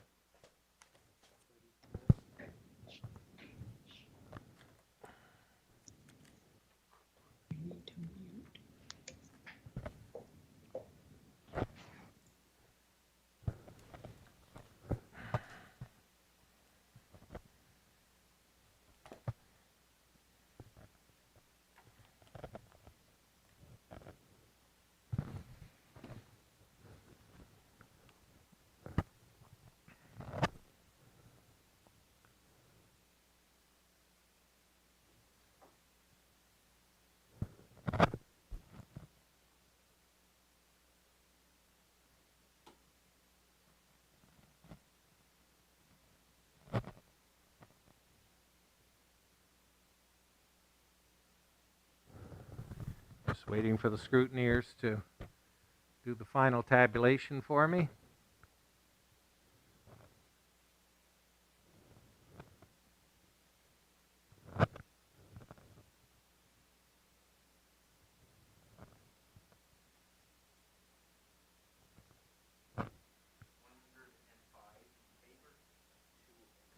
The final tabulation, 105 in favor, 2 opposed.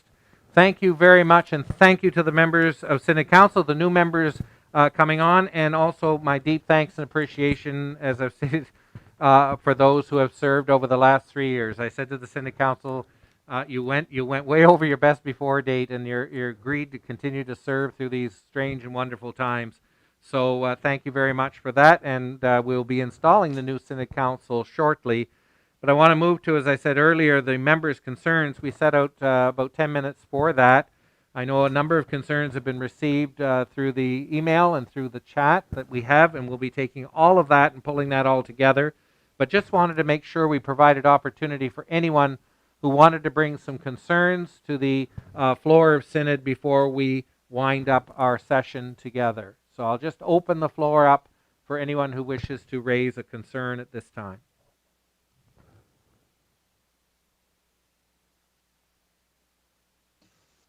Bishop Michael, Nancy McLeod, Leeds Anglican Ministries. Thank you. I wasn't sure where else to put this.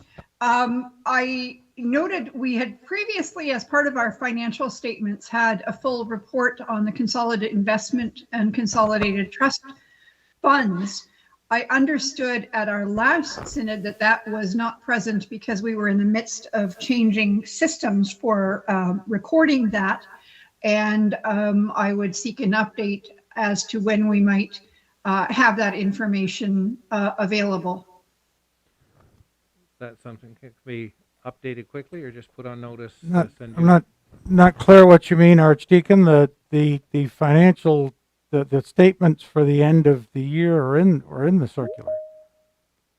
My question is regarding the full reporting of the consolidated investment and consolidated trust funds, which for many years had formed part of the financial statements in the convening circular, and often provided opportunity for us to check and see about misallocated accounts, money that parishes were not reporting on their financial statements and all that sort of thing.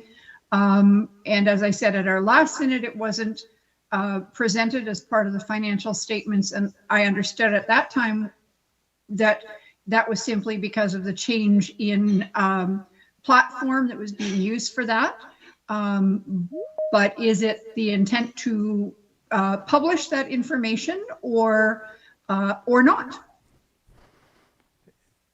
It was, I mean, there's certainly no reason we can't. It was not our intent to do more than what is in our audited financial statements, together with the detail of the consolidated investment fund. It is certainly possible to do so, but it wasn't viewed as something we intended to be in the package. Then I would simply ask for consultation with Synod Council as to whether that might be included, and ask members if they would want to have that included. Thank you. Take that under notice, and of course all the Synod councillors are present and hear that concern, so that will be recorded. And I would encourage with any concerns, if there are things that come before us around reporting on the way things work, speak to your Synod councillors. That's why we have 3 councillors from every one of the regions, elect 3, and then there are the other ex officios that are part of it. But go to your Synod councillor if you have something like that you want to make sure it gets brought up, so that when the Synod Council convenes, they can bring that concern forward and then liaise with your Synod councillor from your region around the results of that request, and then get the flow going that way. So anyway, thank you very much, Archdeacon, for that. Are there any other concerns to raise?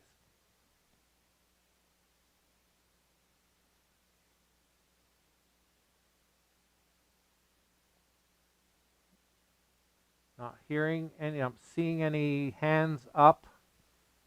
Again, you can also always, through the email, synod2021@ontario.anglican.ca. If there's things that you want to bring up like that, put it in that email, or again, as I just said, speak to your Synod councillor, make sure that they bring those concerns, because there's nothing worse, and certainly from my perspective, nothing worse than I say I'd rather be told and asked something 20 times than never be asked once, and certainly not asked at the last minute before anything can be done about it.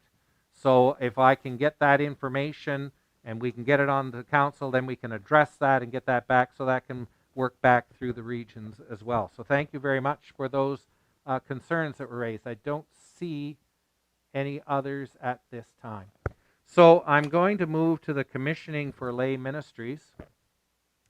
And this is for the commissioning for ministries, commissioning for our Synod Council made up of clergy and laity. And I've always loved that liturgy from our Book of Occasional Services. I've used it for many things over the years.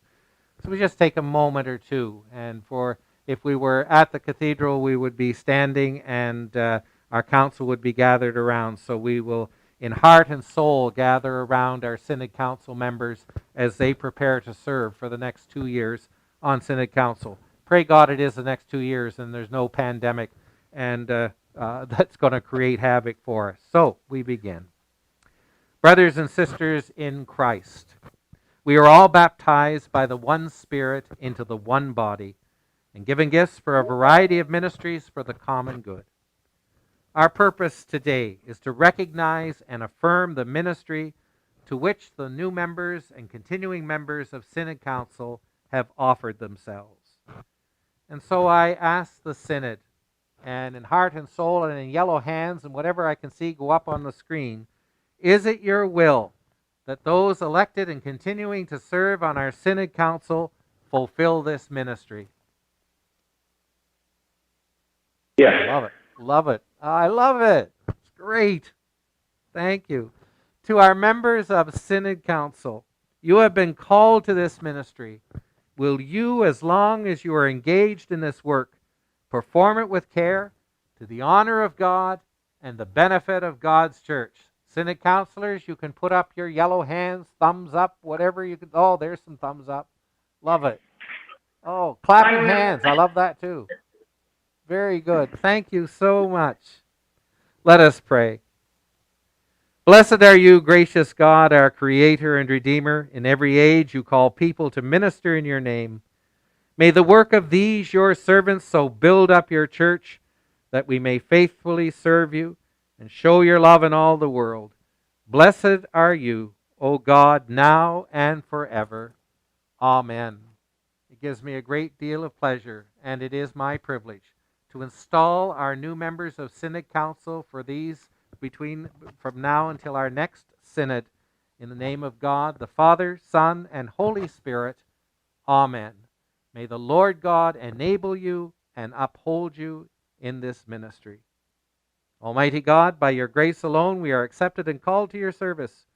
Strengthen us by your Holy Spirit and make us worthy of our calling. Through Jesus Christ our Lord, who lives and reigns with you and the Holy Spirit, now and forever. Amen. Blessings and thank you, members of Synod Council. And I know I speak on behalf of Synod in thanking you for your service on behalf of the people of the Diocese of Ontario.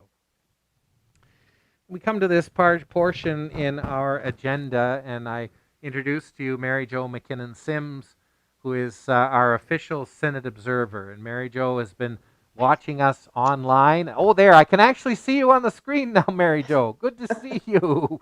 And Mary Jo, this is your time to speak to us. And we look forward to hearing what you have to say as you've taken in our Synod in very challenging times. And I pray, Mary Jo, a Synod unlike any other Synod we'll ever have to have moving forward. So Mary Jo, it's over to you. Thank you, Bishop Michael. First off, thank you for asking me to be an observer. I feel very honored to be part of this process, and it has filled my spiritual well the last couple of days. So thank you for that. So I'll read to you some of my observations that I've seen over the last few days. Can you hear me okay? Yep, hear you just fine. Okay, perfect. Okay, so I'll start with, I heard being light, building hope, and walking the good path together. A clear commitment from you, Bishop Michael. I heard new relationships with our First Nations people. I heard from Bishop Cliff the challenge through Luke's difficult passage, an uncomfortable reading, looking at how do we build hope when people are tired and scared, and the need to understand the two worldviews acknowledging where we are in those kingdoms. The bifocal piece, the kingdom above and the kingdom below. The need to look above the line to the kingdom of love and transformation. And the understanding that every act of love and caring grows this kingdom and pushes the other one. It pushes the other one that keeps us away from relationships and violence. I heard the need to keep our lanterns spiritually open. I also heard in Bishop Cliff's the example of encouragement of the faith challenges, that even Jesus wasn't accepted in his own hometown when he proclaimed and challenged them.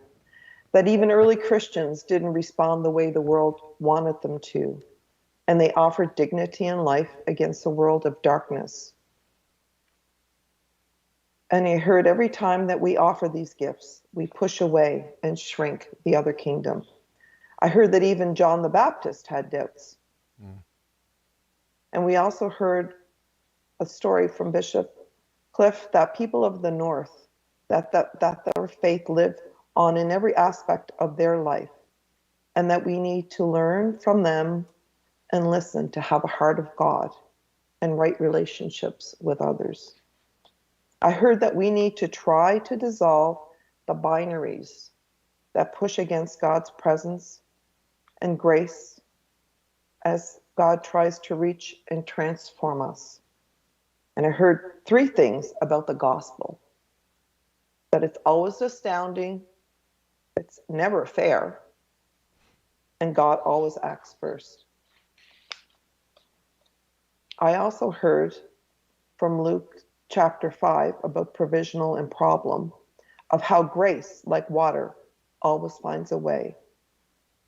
I heard how we need to affirm gifts that others have and how transformative that can be. I heard God working in everybody's lives, just not mine. And I heard that living out our baptismal promise requires us to change the world around us.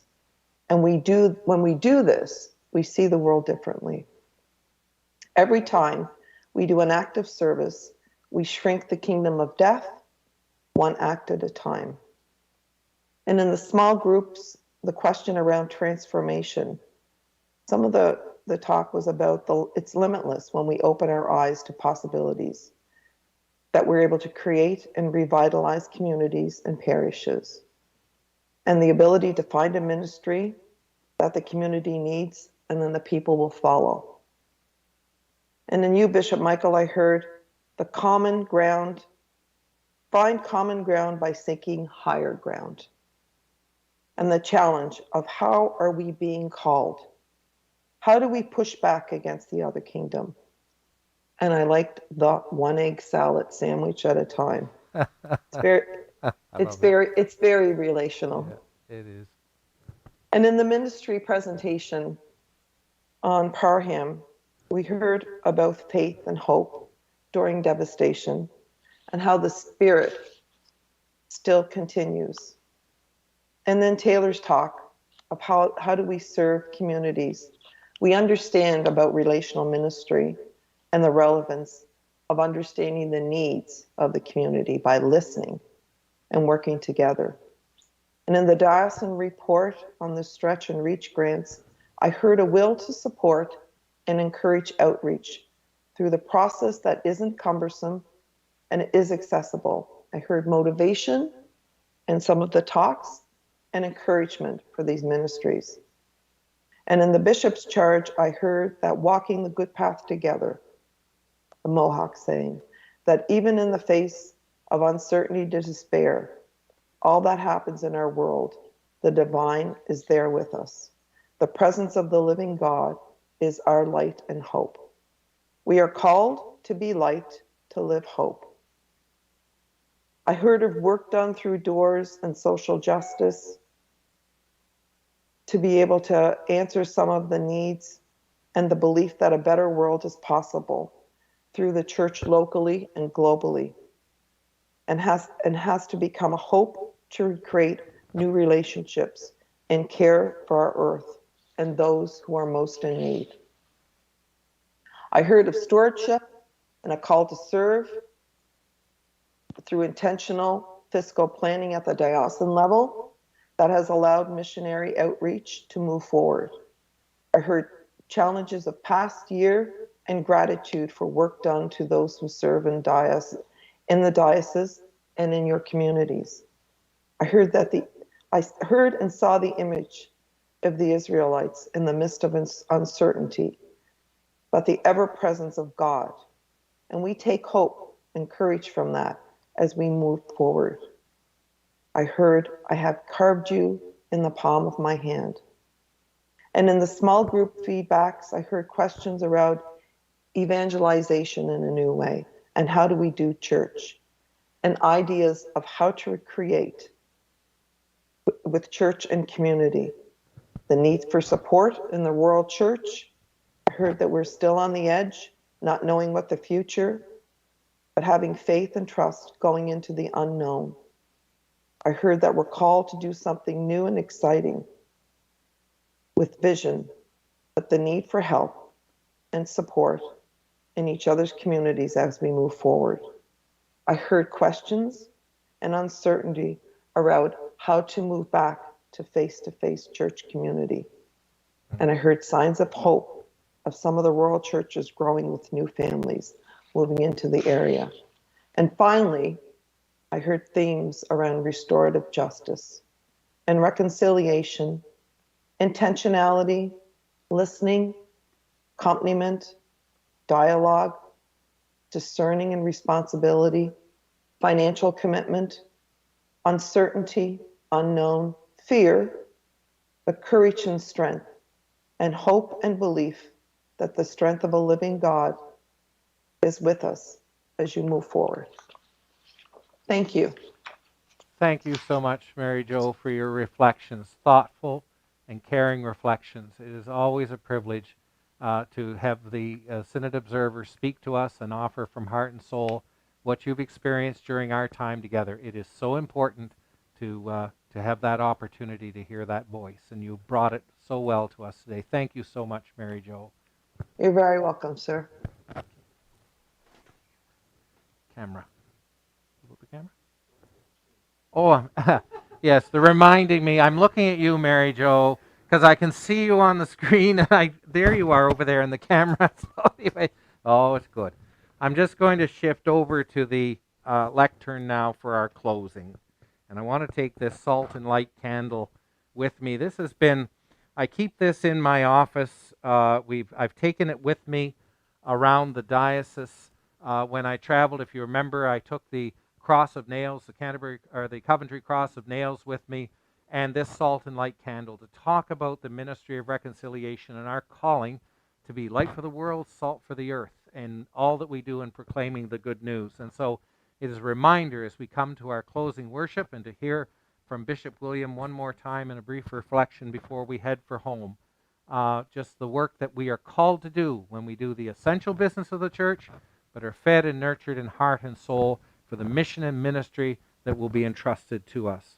And so we move to the closing worship that you have in your worship booklets. The call to worship. From where we are to where you need us.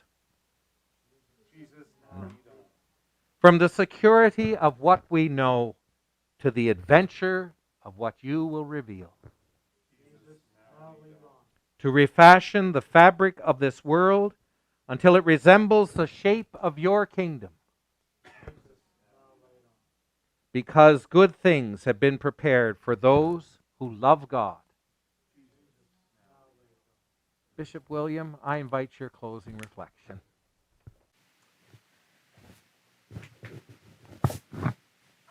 I wanted to sum up and commission and give you a way of approaching what it is that I've spoken about and what it is I've tried to get you to see. And that is to understand that place where the pain and the suffering of our immediate world surrounded us and not be disheartened by that. To look above the line of our bifocals and see the kingdom of God, that kingdom of justice and joy with love and compassion at its core as our end goal, because that is where God is going to end all creation, with God's own self revealed in the new heaven and the new earth. We can be the new humanity now. We just have to be the new humanity in the midst of this chaos, the pain and the suffering that is what faces humanity. I wanted you to understand that, and from that, I'm not even going to read the scripture. You all know the scripture about being ambassadors for Christ. And one of the things that I think that we miss in that is what an ancient ambassador did. The king would call the ambassador forward and he would say, I have a message for you to deliver.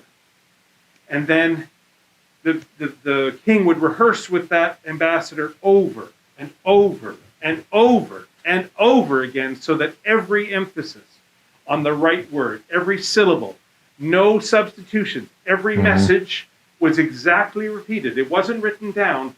Even the tone of voice of the ambassador was repeated perfectly the way the king wanted it, so that they could be sent to the other place to deliver the message. And that is who we are.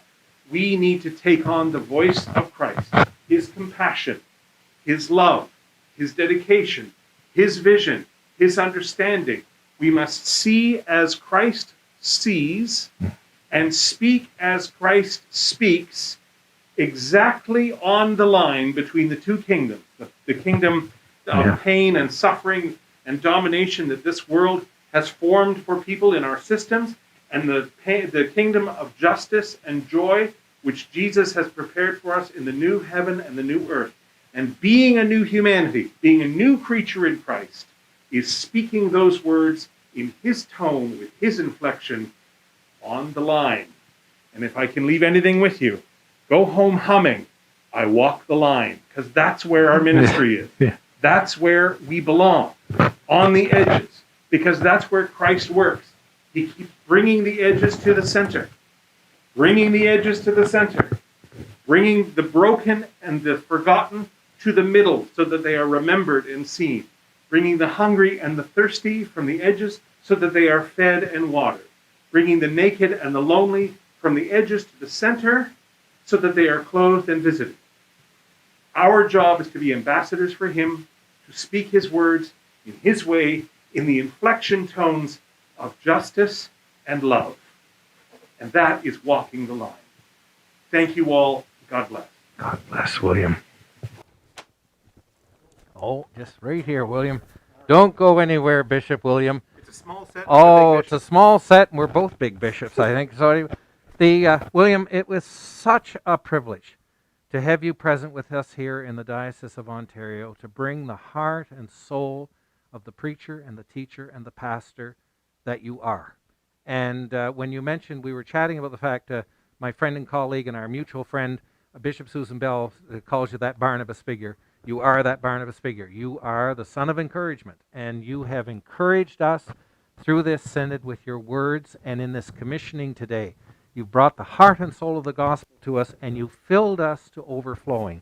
There's a gift I want you to take, a small gift, token from our diocese as you go home. And one of the things about our diocese that you'll note if you have opportunity, the heart of the artist is everywhere you go in this diocese. If you travel, if you spend some time here in Kingston and the many art galleries that are around, you go down in Prince Edward County, anywhere around our diocese, go up in the northern part, you will see the heart and soul of the artist everywhere you go. And I want to leave you with a little bit of that heart and soul, because you have brought that to us. This is a gift from us to you, because you have filled our bowls to the brim with overflowing. And this is a hand-turned bowl that was purchased at Martello Alley, one of our galleries here in Kingston.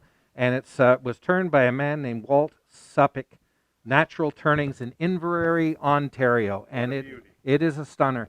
And we want you to have that because, Bill, that's your ministry. You fill our bowl to overflowing, and we want you to remember that. And just to keep your bowl in good fettle, we also purchased some cutting board wax to go along with it as well. So it'll always be in good shape for you. So, Bill, safe travels home. Thank you so much for your time with us, and blessings to you.